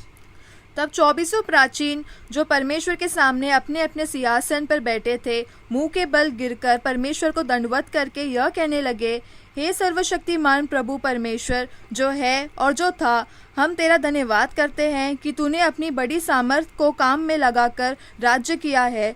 जातियों ने क्रोध किया पर तेरा प्रकोप आ पड़ा, और वह समय आ पहुंचा है कि मरे हुओं का न्याय किया जाए, और तेरे दास भविष्यद्वक्ताओं और पवित्र लोगों को और उन छोटे बड़ों को जो तेरे नाम से डरते हैं बदला दिया जाए, और पृथ्वी के बिगाड़ने वाले नष्ट किए जाए। तब परमेश्वर का जो मंदिर स्वर्ग में है वह खोला गया, और उसके मंदिर में उसकी वाचा का संदूक दिखाई दिया, और बिजलियां और शब्द और गर्जन और भूकंप हुए और बड़े ओले पड़े। ओके ना, मैंने आपको ये इसलिए पढ़वाया दोस्तों, जो कि आपको जानना बहुत ज़रूरी है। मैंने इसलिए आपको ये पढ़वाया ना। अभी तक जो पिक्चर आपके दिमाग में है कि 2 गवाह आ चुके हैं, इजरायलियों के ऊपर एंटी क्राइस्ट ने अपनी स्थापना कर दी है, साथ ही साथ वो एक्सपोज हो गया, 3.5 साल बीत चुके हैं। अब यहाँ से बचे 3.5 साल शुरू हो रहे हैं। मैं रिपीट करता हूँ कि यहाँ से बचे 3.5 साल अभी शुरू हो रहे हैं। तो जो कुछ आपने देखा 11वें अध्याय में, वो सब भविष्य की बातें जो भविष्य में घटेंगी, जिसका जिक्र दानियल की पुस्तक, जिसका जिक्र जकरिया की पुस्तक, जिसका जिक्र पौलुस दूसरा थिस्सलुनीके की पुस्तक में, जिसका जिक्र यीशु कर चुका है मत्ती के 24 में, वो सारी घटनाओं को मैंने आपके बीच में रखा कि वो कैसे होगा, एंटी क्राइस्ट कैसे स्थापना करेगा। एंटी क्राइस्ट के मंदिर में बैठने की और उसके रिलेटेड स्क्रिप्चर्स की, वो लाल बछड़ा कैसे बलि होगा, जिसको कहते हैं द परफेक्ट ब्रेड काव या बछड़ा, वो कैसे बलि होगा, इस सब का स्क्रिप्चर सारी डिटेल अगर मैं रखता तो मैं समझता हूं कि मेरे पास में उतना वक्त नहीं होता। लेकिन इन सभी को आप दानियल की पुस्तक में, यिर्मयाह की पुस्तक में, यशायाह की पुस्तक में, हिजकिय्याह की पुस्तक में उसकी स्टडी आप लोग जो है कर सकते हैं, जो कि ऐसा होता था, जिसको आज भी कहते हैं कि जैसे ही वो लाल बछड़ा मिल जाएगा ये डिक्लेयर हो जाएगा। बीच में व्हाट्सएप पे लाल बछड़ा खूब चला था, वो तो फेल हो गया, वो बात अलग है। मैं वापस कहता हूं कि जब तक सुसमाचार पृथ्वी पे कंप्लीट नहीं होगा, यीशु मसीह उसको रोक के रखा है। इसका भी जिक्र दूसरा थिस्सलुनीके उसका दूसरा अध्याय में है, जो कि मैं आपको बीच में कभी प्रचार करूंगा उसके ऊपर, ठीक है ना। तो यहां पे परमेश्वर की बड़ाई हो रही है, यहां पे महिमा हो रही है। लेकिन एक अद्भुत चीज यहां पे इतने वाले हिस्से में आपके बीच में रखने जा रहा हूं। लिखा है ये नीचे, और परमेश्वर का जो मंदिर स्वर्ग में है वो खुल गया। नंबर 1, उसके मंदिर में उसकी वाचा का संदूक दिखाई दिया। वाचा का संदूक आपको कहां ले जाता है? सीधा ओल्ड टेस्टमेंट में। 12वां चैप्टर आपको ले जाता है सीधा ओल्ड टेस्टमेंट में। मैं वापस कहता हूं, प्रकाशित वाक्य की पुस्तक जो है वो सिंबॉलिक है। क्या नाम है? अपोक्लिप्टिक, ठीक है ना। सिंबॉलिक है, चिन्ह के रूप में है, पिक्चर के रूप में है। यहां पे 11वें अध्याय के अंत में जब आप ये घटना को देख रहे हैं कि वाचा का संदूक दिखाई दिया, तो इसका मतलब है कि 12वां अध्याय अब भविष्य से निकलकर सीधा चला गया भूतकाल में। यानी कि ओल्ड टेस्टमेंट में वाचा के संदूक मूसा के टाइम, आपके इजरायलियों के टाइम वहां चला गया। क्यों? मैं आपको बताता हूं, क्योंकि 12वां अध्याय मेरे पास में जो भी पौना घंटा है, 12वां अध्याय बताता है एक ऐसी औरत का जो गर्भवती है, चांद ओढ़े हुए हैं, सूरज पे खड़ी है, तारों उसके पास में है, तारे आसपास में दिख रहे हैं, और एक लाल ड्रैगन जो पूंछ से वो तारे को लेकर रखा है जिसको वो नीचे गिरा रहा है, ये सबका दृश्य दिखता है यूहन्ना को। अब वो क्या है आपके बीच में रखने जा रहा हूं, अगर आप लोग सब लोग तैयार हैं तो। और मैं जानता हूं कि बहुत हैवी, बहुत अच्छी चीज आपके पास में आ रही है। कुछ लोगों के लिए बिल्कुल नया है, कुछ लोगों के लिए इसको डाइजेस्ट करना मुश्किल होगा, लेकिन मैं वापस कहता हूं कि मिल्क ड्रिंकिंग से बाहर निकलिए, मीट खाना शुरू करिए। अब आपको एजुकेट होना है, क्योंकि ये युग, हाँ, मैं परमेश्वर का धन्यवाद देता हूं इस लॉकडाउन के लिए। मैं परमेश्वर का धन्यवाद देता हूं, ये जो माहौल बना है ना पूरी दुनिया में, जिसके चलते इंसान अभी बैठ रहा है प्रभु के पास में, मैं उसके लिए परमेश्वर का धन्यवाद देता हूं। और आप सभी भी सीख रहे होंगे, यार बात तो सही है, हम तो तेल पानी के पीछे घूमते रहे, हम तो नीचे गिराओ ठपाक ठपाक ठपाक वाले में हम घूमते रहे, हम तो नाच कूद में गाने में लगे रहे, लेकिन ये सारी चीज़ों को हमने जो है ध्यान नहीं दिया। लेकिन अब प्रभु आपको लौटा कर लेकर आ रहा है। सो प्रकाशित वाक्य 12वां अध्याय में वो औरत कौन है, वो बच्चा कौन है, वो ड्रैगन कौन है, ये सारी चीज़ें आपके बीच में रखने जा रहा हूँ। अपने आप को तैयार करिए, मजबूत करिए। वीडियो अपलोड हो जाएगा, वापस से सुनिएगा, वापस से देखिएगा। यूट्यूब पर भी अपलोड हो जाता है आधे घंटे के अंदर, उसको भी आप लोग देख सकते हैं, शेयर कर सकते हैं और प्रभु में मजबूत हो सकते हैं। यहां से शुरू कर रहा हूं, ये आखिरी चैप्टर है आज के लिए, कल से शुरू होगा 13वां। ये रहा प्रकाशित वाक्य 12वां अध्याय। ना दोस्तों, ये 12वां अध्याय हमको पूरा पहली सदी में ले जाता है, यानी कि जैसे मैंने अभी कहा ओल्ड टेस्टमेंट में ले जाता है। जी, इसको देख लीजिए। अगर 12वें अध्याय को नहीं समझा तो आपने पूरी पुस्तक को नहीं समझा। वापस कह देता हूं कि अगर 12वें अध्याय हमको कहां ले जाता है, पहली सदी में, यानी कि यीशु के टाइम पे, यीशु के जीवन काल में, इजराइलियों के पास में, वाचा के संदूक के पास में, मैं वो बता रहा था। और 12वें अध्याय को अगर आपने नहीं समझा तो आपने पूरे पुस्तक को नहीं समझा। मैं ये बोलने की कोशिश कर रहा हूं, जो कि आपको समझना बहुत जरूरी है। आइए देखते कैसे। ना प्रकाशित वाक्य 12वें अध्याय का पद 1 से लेकर 2 तक को पहले देखेंगे, 1 से लेकर 2 तक को। तो मैं चाहता हूं कि वो आपके बीच में रख दो। आइए इसको पहले देखते हैं। लिखा है, स्वर्ग पर एक बड़ा चिन्ह दिखाई दिया। ये जो शब्द है ना, बड़ा चिन्ह, मैं वापस कहता हूं चिन्ह नहीं है, क्या लिखा है, बड़ा चिन्ह लिखा है। अब ये बड़ा चिन्ह अगर लिखा है तो इसके पीछे मतलब भी बड़ा होगा। अगर कोई भी चीज बाइबल रिकॉर्ड करती है तो उसके पीछे कोई ना कोई मतलब होता है। तो बड़ा चिन्ह के ऊपर मैं और भी इन्फोसाइज कर सकता था, इसके ऊपर बहुत सारे स्क्रिप्चर्स हैं। इसको क्यों लिखते हैं, बड़ा चिन्ह कितनी बार लिखा, मैं इसके ऊपर जोर दे सकता था, बट मैंने जरूरी नहीं समझा क्योंकि वक्त नहीं है, इसलिए कट कर दिया उसको। तो बड़ा चिन्ह दिखाई दिया, अर्थात एक स्त्री जो सूर्य ओढ़े हुए हैं या थी, चांद उसके पांव तले था, उसके सिर पर 12 तारों का मुकुट था। ये फिर लाल में आप देख लीजिए, पहला है बड़ा चिन्ह, एक है स्त्री, दूसरा है सूर्य ओढ़े, चौथा है चांद उसके पांव तले, सिर पर 12 तारों का मुकुट। ये सब क्या बताता है, मैं आपके बीच में रखने जा रहा हूं। प्रकाशित वाक्य 12 का 2 भी पढ़ देते। वह गर्भवती हुई और चिल्लाती थी क्योंकि प्रसव की पीड़ा उसे लगी थी और वह बच्चा जनने की पीड़ा में थी। फिर वापस से उसका शॉर्ट दे देता हूं। गर्भवती थी, चिल्लाती थी, प्रसव की पीड़ा उसे लगी थी और बच्चा जनने पे थी। वापस आ जाते हैं, पहला ये है, ये नीचे देख लीजिए, उसका क्या कहते हैं, उसका निचोड़, बड़ा चिन्ह, एक स्त्री जो सूर्य ओढ़े हैं, चांद उसके पांव तले हैं, सिर पर 12 तारों का मुकुट है। फिर कहता है कि वो गर्भवती है, चिल्लाती थी, प्रसव की पीड़ा उसे लगी थी और बच्चा जनने की पीड़ा में थी। ना ये सब क्या है, आइए देखते हैं। पहला चित्र देख लीजिए, देख लो वहां सब देख जी, इसको देख लीजिए। कितने लोग देख रहे हैं? ना दोस्तों, ये चित्र देख लीजिए, ये है चांद ओढ़े हुई, ये है सूर्य, ये देखिए, ये है सूर्य पे खड़ी है, और ये है प्रेग्नेंट, और ये है महिला, और ये है उसके सर पे 12 तारों का मुकुट। नाउ वापस आपको ये दिखा देता हूं। बड़ा चिन्ह, एक स्त्री जो सूर्य ओढ़े हैं, चांद उसके पांव तले हैं, सिर पर 12 तारों का मुकुट है, गर्भवती हुई, चिल्लाती थी, प्रसव की पीड़ा उसे लगी थी और बच्चा जनने की पीड़ा थी। ये सब आप देख लीजिए जी। आप चाहें तो इसका स्क्रीनशॉट ले सकते हैं, जैसा आपको ठीक लगे, ठीक है ना। नाउ ये क्या है, मैं आपके बीच में रखने जा रहा हूं। इस पर कम से कम 3 थियरीज हैं या 3 विचारधाराएं हैं कि ये कौन है। आइए देखते हैं। पहला क्या है, पहला थियरी कहते हैं ये मां मरियम है, कैथलिक्स के हिसाब से, आरसी के हिसाब से, मैं भी आरसी से आता हूं, लेकिन यीशु और वचन को मानता हूं, ठीक है ना।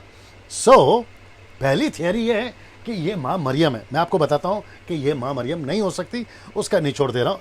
ये मरियम और यीशु नहीं हो सकते, मतलब मरियम और यीशु का कॉन्सेप्ट नहीं हो सकता, क्योंकि टाइम मैच नहीं करता। टाइम मैच का मतलब आप समझ जाओगे जब मैं स्टडी दूंगा। ये टाइम मैच नहीं करता। दूसरी थियोरी है, ये कलीसिया है। ये कलीसिया यानी कि कलीसिया को जो है स्त्री बोला गया है और यीशु जो है उसका बच्चा है, ऐसा करके कुछ लोग कहते हैं। बट ये भी नहीं हो सकता है। मैं आपको बताता हूँ क्यों। ये कलीसिया भी नहीं हो सकती। ब्रैकेट देख लीजिए, यीशु ने कलीसिया को पैदा किया, कलीसिया ने यीशु को नहीं, इसलिए ये फिट नहीं बैठता। ये आपको समझ में आ गया होगा। बात करते तीसरी थियोरी की। ये इजरायली राष्ट्र है, यानी कि ये जो महिला है ना, ये इजरायली राष्ट्र है। और मैंने क्वेश्चन मार्क डाल दिया यहाँ पर, इजरायली राष्ट्र क्वेश्चन मार्क। अब आप सोच रहे होंगे डैनियल भाई आप क्या कहते हो, ये माँ मरियम है या कलीसिया है या इजराइल का राष्ट्र है? आपको बीच में रखने जा रहा हूँ। मैं क्या विश्वास करता हूँ, जो स्टडी मैंने करी है, मैं वापस कहता हूँ, मरियम को तो हम दूर दूर तक कनेक्ट नहीं कर सकते, कलीसिया को कनेक्ट नहीं कर सकते। उसकी एक वजह है, क्योंकि कलीसिया को यीशु ने पैदा किया, कलीसिया ने यीशु को पैदा नहीं किया। अब बचा क्या? इजराइल का राष्ट्र। आइए देखते क्या लिखा है। इजरायली का राष्ट्र ही है, इजराइल का राष्ट्र ही है। क्यों? आपको बताता हूं। 11वां अध्याय और 13वां अध्याय इसका जवाब है। 11वां अभी देख चुके हो, क्योंकि एंटी क्राइस्ट कहां जाकर बैठा? इजराइल के राष्ट्र पर, यरूशलेम पर। और मैंने आपको बताया कि 11वां अध्याय का अंत कहां हो रहा है? संदूक और वाचा और मंदिर देख रहा है। तो इसका कनेक्शन कहां किया? मंदिर के साथ। कहां किया? ओल्ड टेस्टमेंट के साथ में। और 13वें अध्याय पे एंटी क्राइस्ट जो सताव, जो तांडव, जो कियोस फैलाएगा, वो कहां फैलाएगा? इजराइल में। यानी वहीं का है ना, वो सेंटर वहीं पर है। तो इसका मतलब है एंटी क्राइस्ट, क्षमा करे, लूसीफर किसको सता रहा है? एक ऐसी औरत को जिसको इजराइल का राष्ट्र या नेशन ऑफ इजराइल, मैं बता रहा हूं।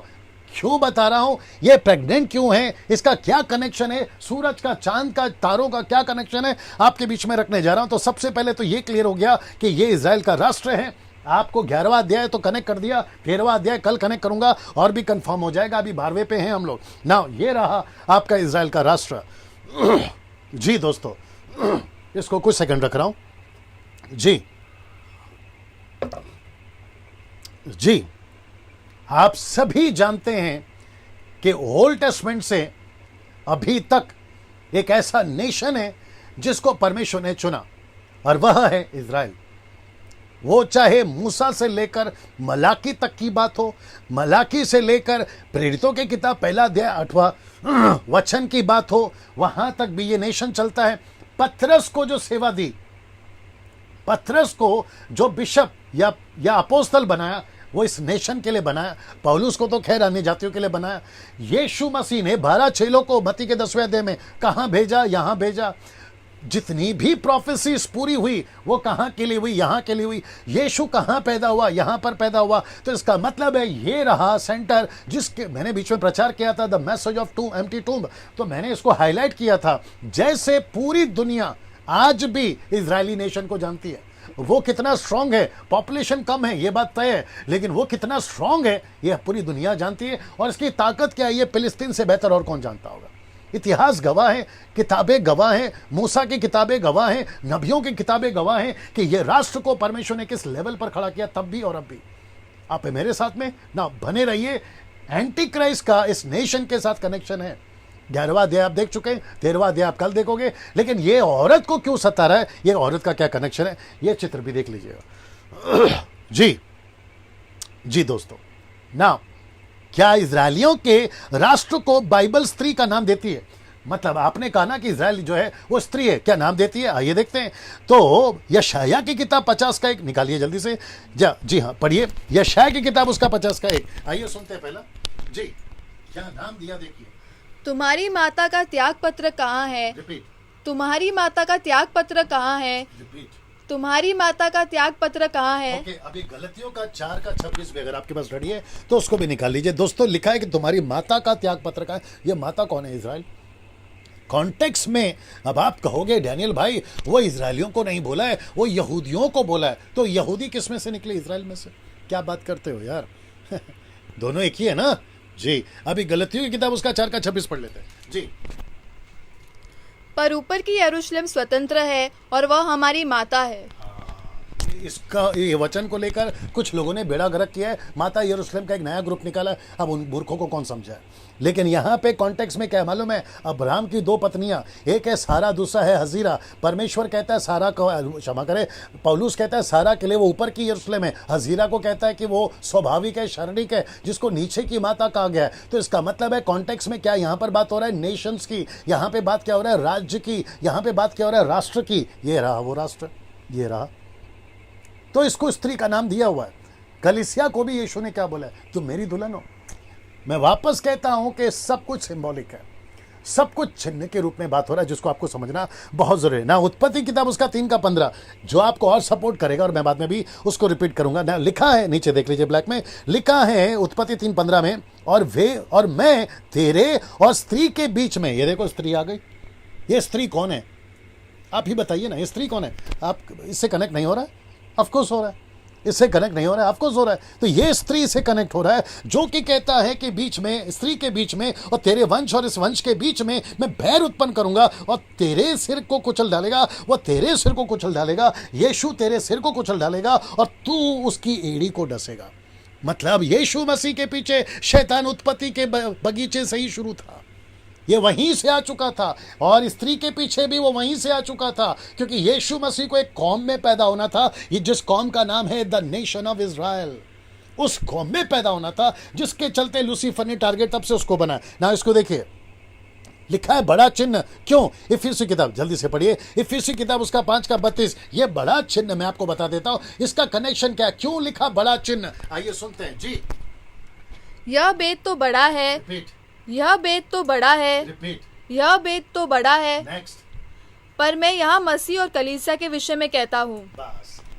तो जब यीशु कह रहा है मैं मुझे और कलीसिया के विषय में कह रहा हूं, कौन सी कलीसिया? आज की कौन सी कलीसिया? तब की कौन सी कलीसिया? मत्ती 16:18, जहां यीशु ने कहा कि मैं अपनी कलीसिया बनाऊंगा और अधलोक के फाटक प्रबल नहीं होंगे। तो यीशु ने कलीसिया कहां से शुरू करी? इजराइल के नेशन से, जो पूरी दुनिया में फैल गया। इसलिए तो यीशु ने कहा ना कि यरूशलेम को नहीं छोड़ना। अब आप कनेक्शन देख रहे हैं, तो इसका मतलब है कि बड़ा चिन्ह इफिसियों 5:32 जो कनेक्ट करता है कलीसिया। लेकिन कौन सी कलीसिया? आज की भी कलीसिया, तब की भी कलीसिया, जिसको यीशु मसीह ने ओल्ड टेस्टमेंट में भी कहा है कलीसिया। इब्रानी किताब उसका 12वां अध्याय, अगर मैं गलत रही हूँ, वचन 18 से अगर आप पढ़ोगे, वो कलीसिया जो मूसा ने 40 साल लोगों को लेकर चला, ये उसको भी रिप्रेजेंट करता है। नाम लिखा है कि स्त्री, इजरायली नेशन, ये मैं आपको बता चुका, स्त्री यानी कि राष्ट्र, इजराइल का राष्ट्र जो सूर्य ओढ़े है। मलाकी की किताब उसका 4 अध्याय वचन 2। आइए देखते हैं ये सूर्य कौन है जी।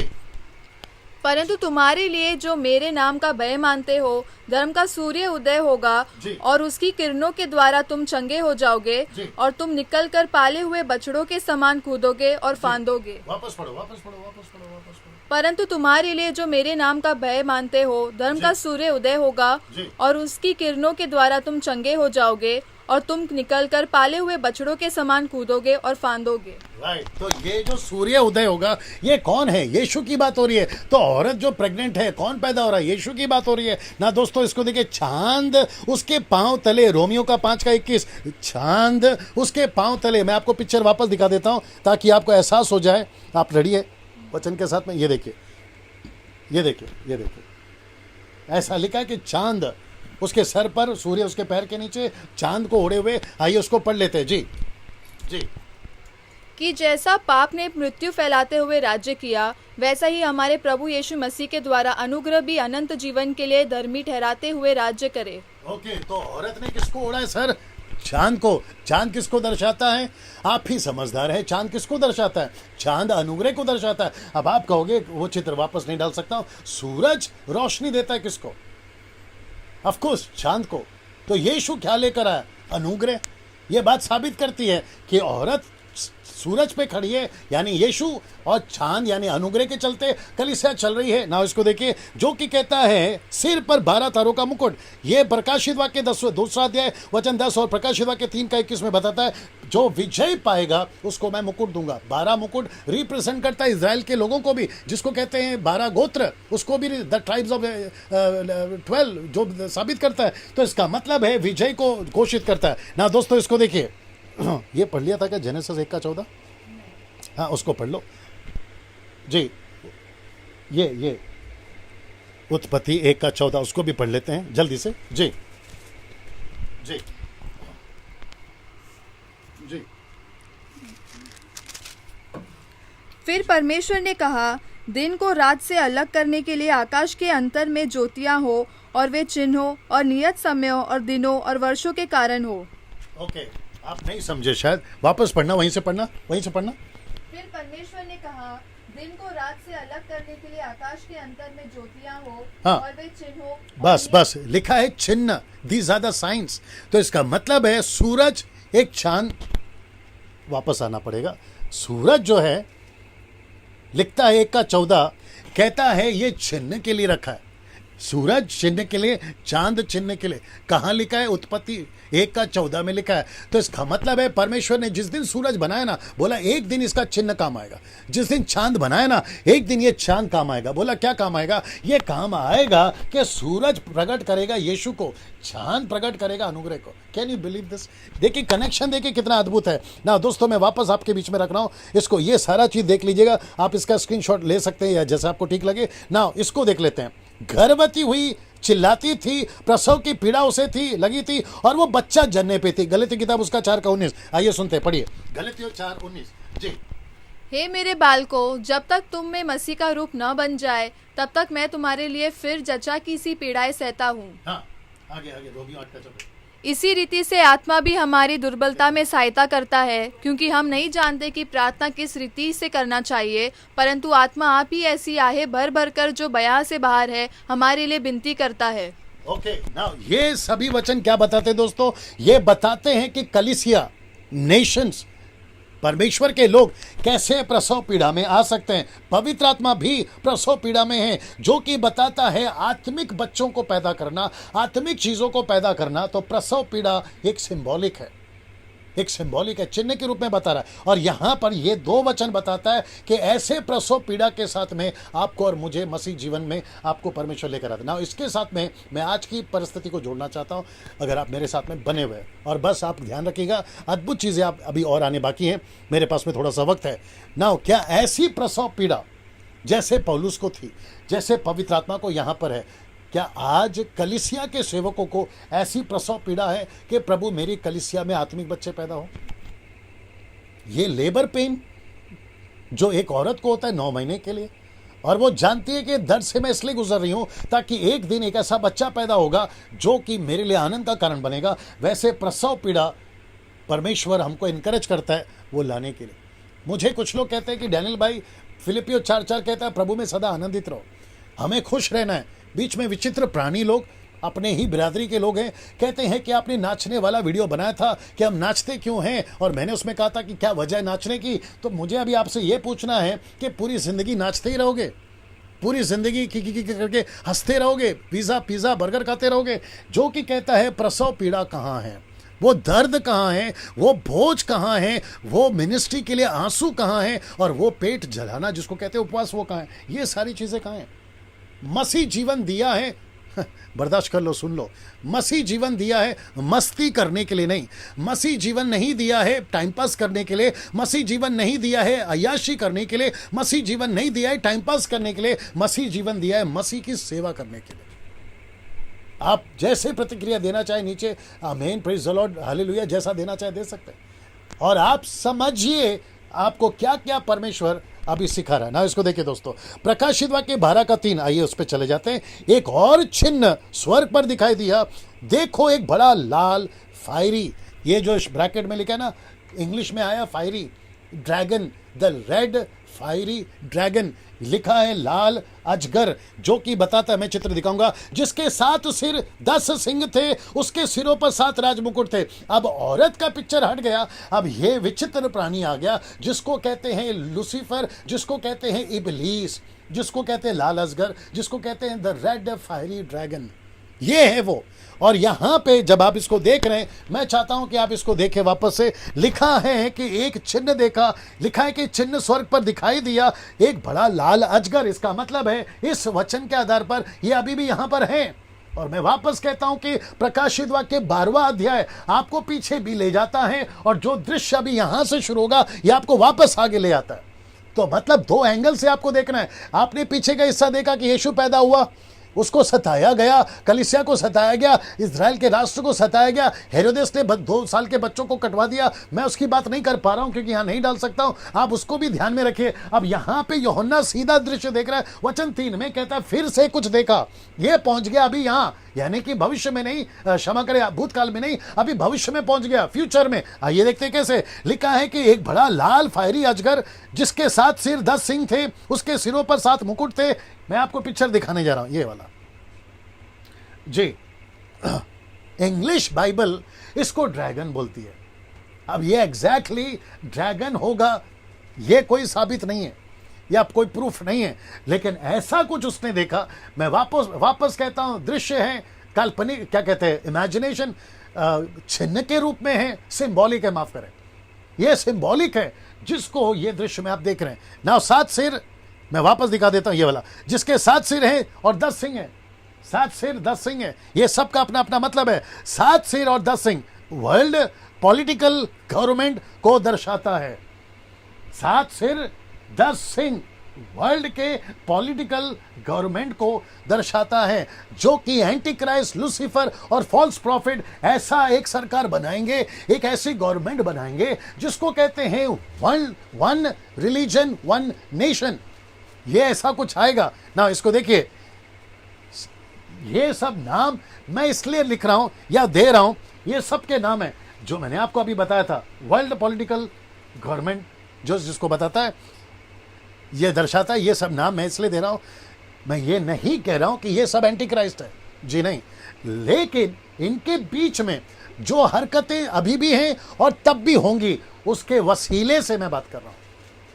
ये हो सकते हैं जिसको बताया, और जिसमें सबसे ज्यादा जो काम करेगा वो है रोम सबसे ज्यादा काम करेगा। और ये जो 7वां, ये पशु का राज्य है, जो सब लोग मिलके इसको सपोर्ट करेंगे। फिर ये अपना एक गवर्नमेंट बनाएगा जिसको कहते हैं वन गवर्नमेंट वन नेशन, पूरी दुनिया एक हो जाएगी ना। यूहन्ना की किताब, क्षमा करें, पहला यूहन्ना 5:19, आइए उसको पढ़ते हैं जी। पहला यूहन्ना 5:19 पढ़िए जी। आइए देखते कैसे लिखा है कि पूरी दुनिया कैसे इसके कब्जे में होगी जी। हम जानते हैं कि हम परमेश्वर से हैं और सारा संसार उस दुष्ट के वश में पड़ा है। हम जानते हैं कि हम परमेश्वर से हैं और सारा संसार उस दुष्ट के वश में पड़ा है। ओके हाँ दोस्तों, अगर आपको याद होगा, यहाँ सब ठीक चल रहा है। ओके, अगर आपको याद होगा पहला यूहन्ना 5:19 और साथ ही साथ 5:19 में आपने अभी सुना कि पूरी दुनिया किसके वश में पड़ी है, उस दुष्ट के वश में पड़ी। अगर आपको मत्ती 4:4, लूका 4:4, अगर आपको थोड़ा भी याद होगा, जहां लूसीफर यीशु को कहता है मुझे प्रणाम कर, मैं सारी दुनिया तुझे दे दूंगा, यह बात साबित करती है कि लूसीफर इस दुनिया का राजा है, पाप का राजा है, बुराई का राजा है, संसार का राजा है, हर चीज का राजा है, और वो कहता है कि ये सारी दुनिया मैं तुझे दे दूंगा। अब आप सोचिए, तब ये पूरी वर्ल्ड, ये पूरा नेशंस, ये पूरे लोग लूसीफर को कितना सपोर्ट करेंगे। अब इसको देखिए दोस्तों, आज पूरी दुनिया शैतान के वश में है। ये वचन के मुताबिक पूरी दुनिया आज शैतान के कब्जे में है। मतलब शैतान जो है ना, वो आकाश में बैठ के सबको कंट्रोल कर रहा है। दारू कैसे पी सकते हैं, पाप कैसे कर सकते हैं, हॉलीवुड, बॉलीवुड, टॉलीवुड, आप कसिनो, क्लब, संसार की जितनी भी बुराइयां हैं आप कैसे कर सकते हो, ये सब उसके कब्जे में है। और उसी के बीच में सुसमाचार जाता है, मन फिराओ, पाप से तौबा करो, उसी के बीच में सुसमाचार जाता है। जो बचता है सुनता है वो बचता है, जो नहीं सुनता वो फंसता है ना। इसको देखिए, और उसके सिरों पर 7 राजमुकुट थे, जो कि दर्शाता है इफिसियों 2:2, दूसरा कुरिन्थियों उसका 4:4। इफिसियों 2:2 में क्या लिखा है, पढ़ने की जरूरत नहीं है, बताता है कि जो आज्ञा नहीं मानता, ऐसी स्पिरिट्स हैं जो उसके अंदर काम करती है, ये उसको मुकुट दिया कि ताकि विजय पाओ। कैसे बताऊं लूसीफर ऐसे मुकुट लेकर आज भी घूम रहा है चर्चेस में, और वो कहता है आज्ञा मत मानो, चर्चेस की मत सुनो, डैनियल राज की मत सुनो, ये तो बोलते रहते हैं, ये पास्टर लोग तो बोलते रहते हैं, ये प्रचारक तो बोलते रहते हैं, इनकी मत सुनो। तो वो दूसरा कुरिन्थियों 4:4 में क्या करता है मालूम है, वो कहता है कि सुसमाचार मत सुनो, सुसमाचार से वंचित रखता है। सुसमाचार से वंचित रखने में वो कई टक्का कामयाब भी हो गया, कई टक्का कामयाब हो गया। इसका मतलब क्या है पता है दोस्तों, ये है उसका मुकुट, ये है उसका हथियार, ये है उसका विजय ना। गलत शिक्षाएं फैलाने में विजय, सुसमाचार को रोकने में विजय। ये देखें गलत शिक्षा फैलाने में विजय, ये उसको हासिल है। वो कहता है तू सक्सेस हो जाएगा, तू कामयाब हो जाएगा। यीशु के, देखिए यीशु से बड़ा पास्टर कोई है दुनिया में नहीं। लेकिन आपको पता है जूडस को नहीं छोड़ा है आदमी ने, जूडस तक को फंसा दिया। पतरस को तो ऑलमोस्ट वो खींच चुका था, लेकिन वो तो शुक्र है कि यीशु ने उसके लिए प्रार्थना की और वो बच गया। अब आप सोचिए लूसीफर आज भी ऐसा कर रहा है। मेरे दिमाग में बहुत कुछ आ रहा है, लेकिन वक्त मुझे इजाजत नहीं दे रहा। पूंछ क्या बताता है? जिसके पूंछ से 1/3, जिसको कहते हैं 1/3 एंजल नीचे गिर गए। आइए पढ़ते पूंछ क्या दर्शाता है। जी यहां पर है, जी यहां पर है, पुरनिया और प्रतिष्ठ पुरुष तो सिर हैं, परंतु झूठी बातें सिखाने वाला नबी पूंछ है। इसका मतलब है यशायाह 9:15 कहता है पूंछ किसको दर्शाता है? झूठी नबियों को। पूंछ किसको दर्शाता है? फॉल्स प्रीचर्स को, फॉल्स टीचर्स को, फॉल्स प्रॉफिट्स को। और आज ऐसे बहुत सारे पूंछ अपने मसीह मार्केट में घूम रहे हैं। आज ऐसे बहुत सारे फॉल्स प्रीचर्स अपने मसीह मार्केट में घूम रहे हैं। जिनको हम पूंछ कहना चाहिए उनको हम सर बनाकर रख रहे हैं। सर, ये देखो सर। लेकिन लिखा है कि प्रतिष्ठित पुरुष तो सिर है, जो अच्छी बातें सिखाता है वो सिर है, लेकिन जो गलत बातें सिखाता है वो पूंछ है ना। इसको देखिए, आकाश के तारे क्या दर्शाता है? गिराए हुए स्वर्गदूत, जो मैं आपको बता चुका हूं। प्रकाशित वाक्य 12:4 क्या कहता है? देखिए, उसकी पूंछ ने आकाश के तारों की 1/3 को खींचकर पृथ्वी पर डाल दिया, और वह अजगर उस स्त्री के सामने जो जचा था खड़ा हुआ कि जब वो बच्चा जने तो उसके बच्चे को निगल जाए। इसका मतलब है अब वापस कहां पर आप आ गए? अब वापस आप आ गए ओल्ड टेस्टमेंट में, आप वापस यीशु के टाइम पर आ गए। आप देख रहे हैं कैसे हो रहा है। तो आप यहां पर अभी पहुंच गए, जो कि यहां को दर्शाता है ना। इसको देखिए, ये बच्चा कौन है? ये बच्चा यीशु है। ये बच्चा कौन है? ये बच्चा यीशु है। ये वही बच्चा है, मैं अब ये रखने जा रहा हूं। ये वही बच्चा है, देख लीजिए, ये वही बच्चा है उत्पत्ति 3:15 का। ये वही बच्चा है जो औरत से पैदा होगा, यानी कि इजरायली। आपने मत्ती का 1 अध्याय का 1 से 17 तक में जियोनोलॉजी पढ़ लिया होगा। लूका की किताब का 4 अध्याय का जियोनोलॉजी पढ़ लिया होगा, जो सीधा कनेक्ट करता है यीशु मसीह को कहाँ? सीधा आदम तक। इसका बच्चा, उसका संतान, उसका संतान, उसका संतान, ये सीधा वहाँ कनेक्ट करता है। इसका मतलब क्या पता है? एक ऐसा नेशन आने पर था, एक ऐसा राष्ट्र आने पर था जिसको बाइबल कहती है औरत है। और वो औरत कौन है? इजराइल का नेशन, राष्ट्र। और वो गर्भवती है किससे? यीशु से। यीशु को पैदा किया। अब देखिए क्या लिखा है गलतियों 4:4। आइए इसको पढ़ते हैं। गलतियों 4:4 में लिखा है, परंतु जब समय पूरा हुआ, इजराइल का जब समय पूरा हुआ, परंतु जब समय पूरा हुआ तो परमेश्वर ने अपने पुत्र को भेजा जो स्त्री से जन्मा। ये देख रहे हैं, जो स्त्री से जन्मा। अब आप कहोगे मरियम की बात होनी चाहिए। मरियम को कहां से जोड़ेंगे? लिखा है व्यवस्था के अधीन, व्यवस्था के अधीन। तो मरियम का बेटा नहीं बोल सकते कैथलिक वालों, माफ करो। यीशु मसीह, कैसे बताऊं, यीशु मसीह मरियम का बेटा नहीं है।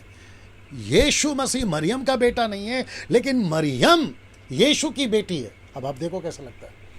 हाँ, क्योंकि मरियम को भी उद्धार की जरूरत है, मरियम को भी छुटकारे की जरूरत है, मरियम को भी स्वर्ग की जरूरत है, मरियम को भी यीशु की जरूरत है। आप इस बात को समझिए। मैं वापस कहता हूं कि व्यवस्था के अधीन पैदा हुआ। ये व्यवस्था किसको दी गई? इजरायलियों को।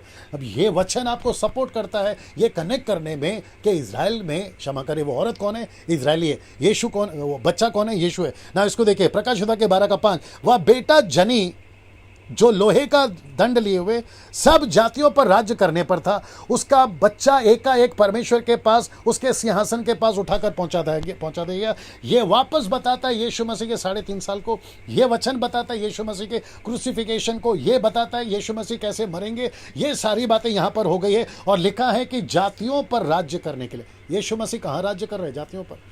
प्रकाशित वाक्य 7:9 में आपने पढ़ लिया। प्रकाशित वाक्य 5वां अध्याय बता चुका है कि वो यहूदा का सिंह है जो हर जाति, कुल, भाषा लोगों पर राज्य करेगा। और ये सारी बातें बताती है ना। इसको देखिए, उठा लिया गया। ये उठा लिया का कनेक्शन क्या है?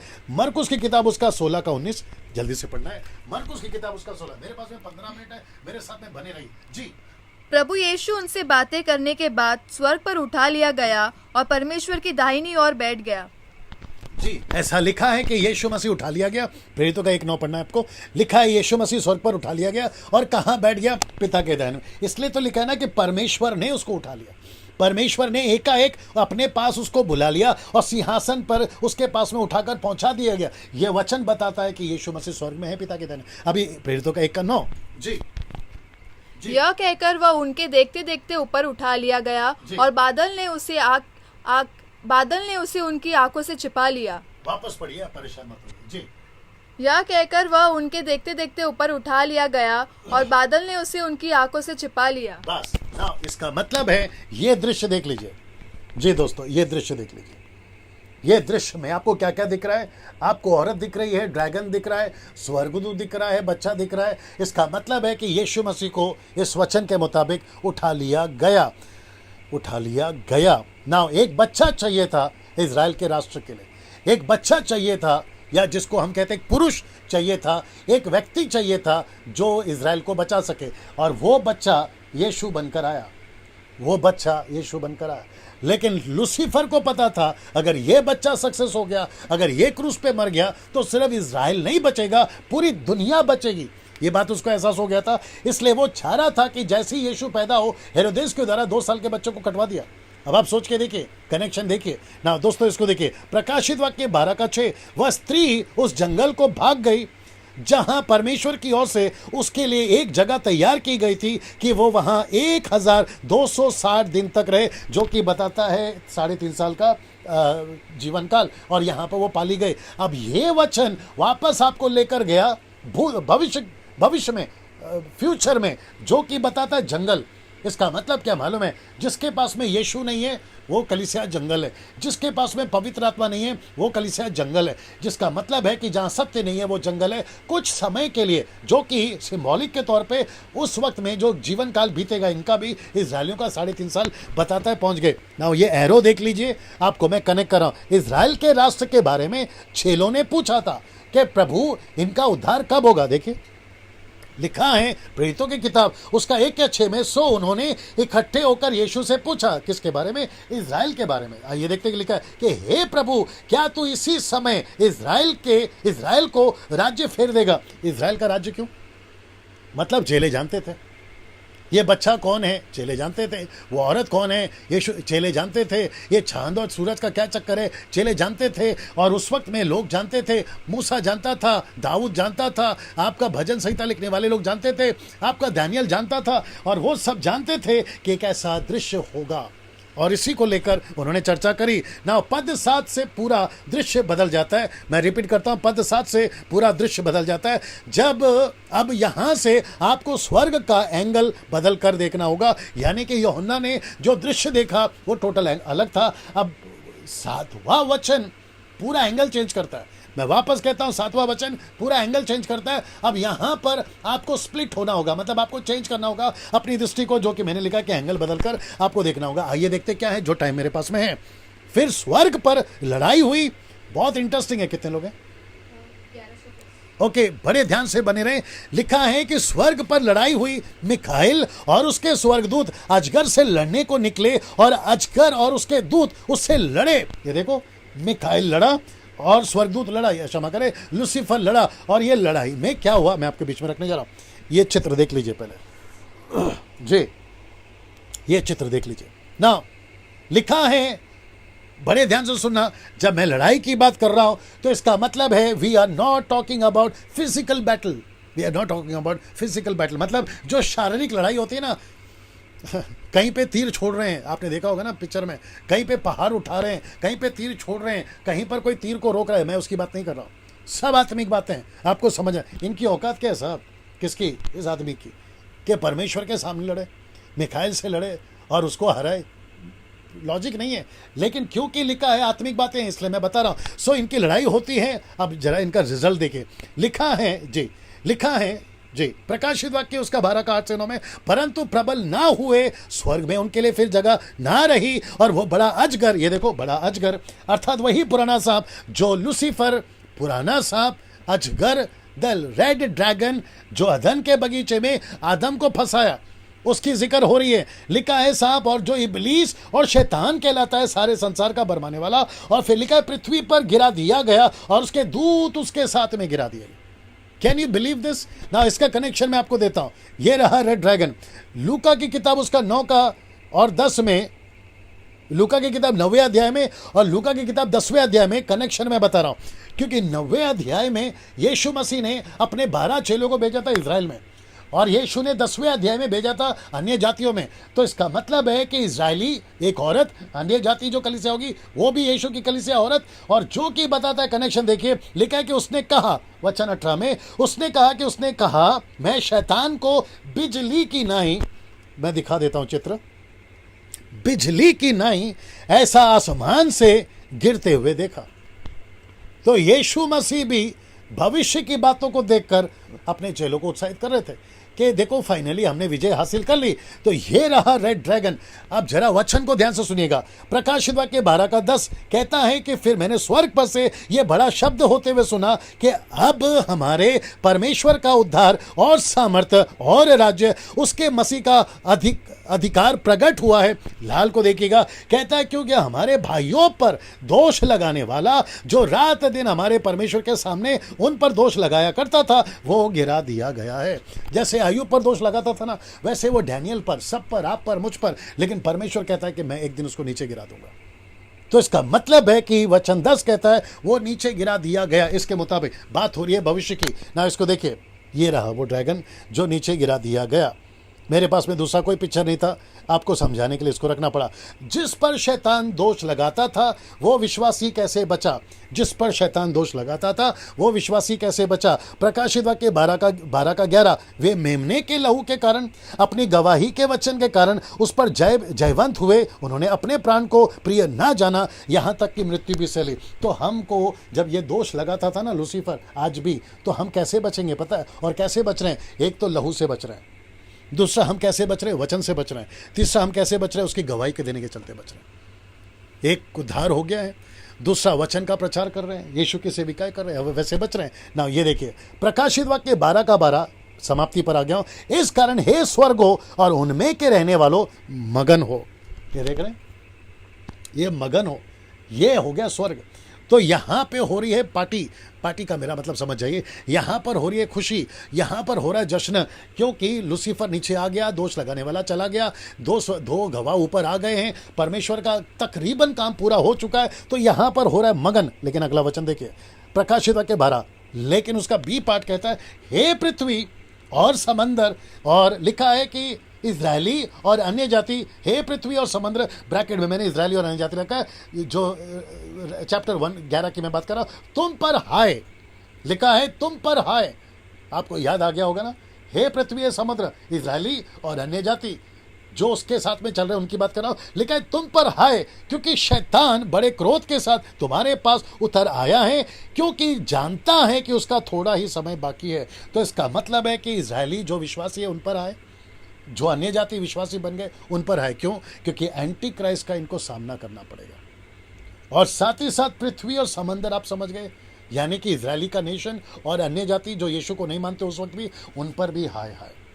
अब आप सोच के देखो 12वां अध्याय कितना इंपॉर्टेंट था, जो कि पूरे किताब को समझाता है, आपके 22वें अध्याय की पुस्तक को समझाता है, जो कि बहुत इंपॉर्टेंट था। अब कल, अगर मैं गलत नहीं हूं, जी एक मिनट रुक जाइए, हाँ इसको दिखा देता हूँ।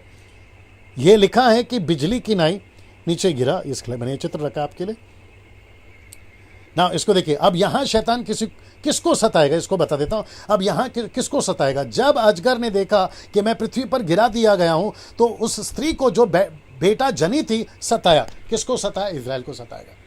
किसको सताएगा? मसीहों को सताएगा। किसको सताएगा? कलीसिया को सताएगा। वो नीचे आकर, उन दिनों की बात कर रहा हूँ, नीचे आकर, अभी तो ऊपर बैठकर सता रहा है, अभी वो नीचे आएगा तो कितना सताएगा सोच के देखिए। प्रकाशित वाक्य 12:14 कहते हैं स्त्री को बड़े हुकाब के 2 पंख दिए गए कि सांप के सामने से उड़कर जंगल में उस जगह पहुंच जाए जहां वह एक समय और समयों और आधे समय, जो कि बताता है 3.5 साल, आप लोग लॉजिक लगा लीजिएगा। मत्ती 24:15 यीशु ने क्या कहा देखिए, सो जब तुम उस उजाड़ने वाली घृणित वस्तु को, जिसकी चर्चा दानियल की भविष्यवक्ता के द्वारा हुई थी, पवित्र स्थान में खड़ी हुई देखो, जो पढ़े वो समझे। इसको देख लीजिए। मत्ती 24:16 कहता है तब जो यहूदिया में हो वो पहाड़ों पर भाग जाए। 14:17 जो कोठे पर हो वो वहां घर में से सामान लेने को ना उतरे। फिर 18 जो खेत में हो वह अपना कपड़ा लेने को ना उतरे। फिर 21 कहता है क्योंकि उस समय ऐसा भारी क्लेश होगा जैसा जगत के आरंभ से ना अब तक हुआ और ना कभी होगा। क्यों? क्योंकि लूसीफर नीचे उतर आया। वाह, लूसीफर नीचे उतर आया। जितना तांडव और जितनी गड़बड़ी वो अभी कर रहा है ना ऊपर बैठे बैठे, तो सोच के देखो जब वो नीचे उतर आएगा तो कितना भयंकर काम करेगा, जिसको यीशु कह रहा है कि भारी क्लेश ना। इसको देखिए प्रकाशित वाक्य 12:15, सांप ने स्त्री के पीछे अपने मुंह से नदी की नाई पानी बहाया कि उसे नदी से बहा दे, मतलब इसराइलियों को बहा दे, लेकिन नहीं बहा सका। उसको किसके द्वारा? अन्य जातियों के द्वारा। मतलब टॉर्चर होगा किसको? कलीसिया को टॉर्चर होगा, किसको? इजरायलियों को टॉर्चर होगा। मैं कल बताऊंगा टॉर्चर क्या होगा, अगर मैं उसको जोड़ सका। ऐसा भयंकर टॉर्चर होगा। लेकिन उस नदी को जिसने अन्य जाति को दर्शाता है बहाया, किसने बचाया वो भी बताता हूं। परंतु पृथ्वी ने उस स्त्री की सहायता की और अपना मुंह खोला और नदी को जो अजगर ने अपने मुंह से बहाया था पी लिया। ये समंदर कौन है मैं आपको बता चुका हूं। क्षमा करें, पृथ्वी कौन है मैं आपको बता चुका हूं। तो ऐसे लोग हैं जो परमेश्वर रखेगा और जो उनको बचाएगा। ये देखिए यशायाह की किताब उसका 16वां अध्याय 1 से 5 तक जल्दी से पढ़ते हैं जी। मेरे पास में 2-3 मिनट और जी। जंगल की ओर के सेला नगर से सियोन की बेटी के पर्वत पर देश के हाकिम के लिए बेड़ों के बच्चों को भेजो। मोआब की बेटियां अर्नोन के घाट पर उजाड़े हुए घोंसले के पक्षी और उनके भटके हुए बच्चों के समान है। सम्मति करो, न्याय चुकाओ, दोपहर ही में अपनी छाया को रात के समान करो। घर से निकाले हुओं को छिपा रखो, जो मारे मारे फिरते हैं उनको मत पकड़वाओ। मेरे लोग जो निकाले हुए हैं वे तेरे बीच में रहे। नाश करने वाले से मोआब को बचाओ, पीसने वालों नहीं रहा। लूटपाट फिर न होगी, क्योंकि देश में से अंधेर करने वाला नष्ट हो गए हैं। तब दया के साथ एक सिंहासन स्थिर किया जाएगा और उस पर दाऊद के तंबू में सच्चाई के साथ एक विराजमान होगा, जो सोच विचार कर सच्चा न्याय करेगा और धर्म के काम पर तत्पर रहेगा। तो ये वचन बताता है दोस्तों कि ऐसे कुछ लोग परमेश्वर रखेगा जो इज़राइल के और विश्वासियों की सहायता करेंगे। ये रहा आखिरी वचन 17। अजगर स्त्री पर क्रोधित हुआ, उसकी शेष संतानों से जो परमेश्वर की आज्ञाओं को मानते हैं और यीशु की गवाही देने पर स्थिर हैं, लड़ने को गया और वह बालू पर जा खड़ा हुआ।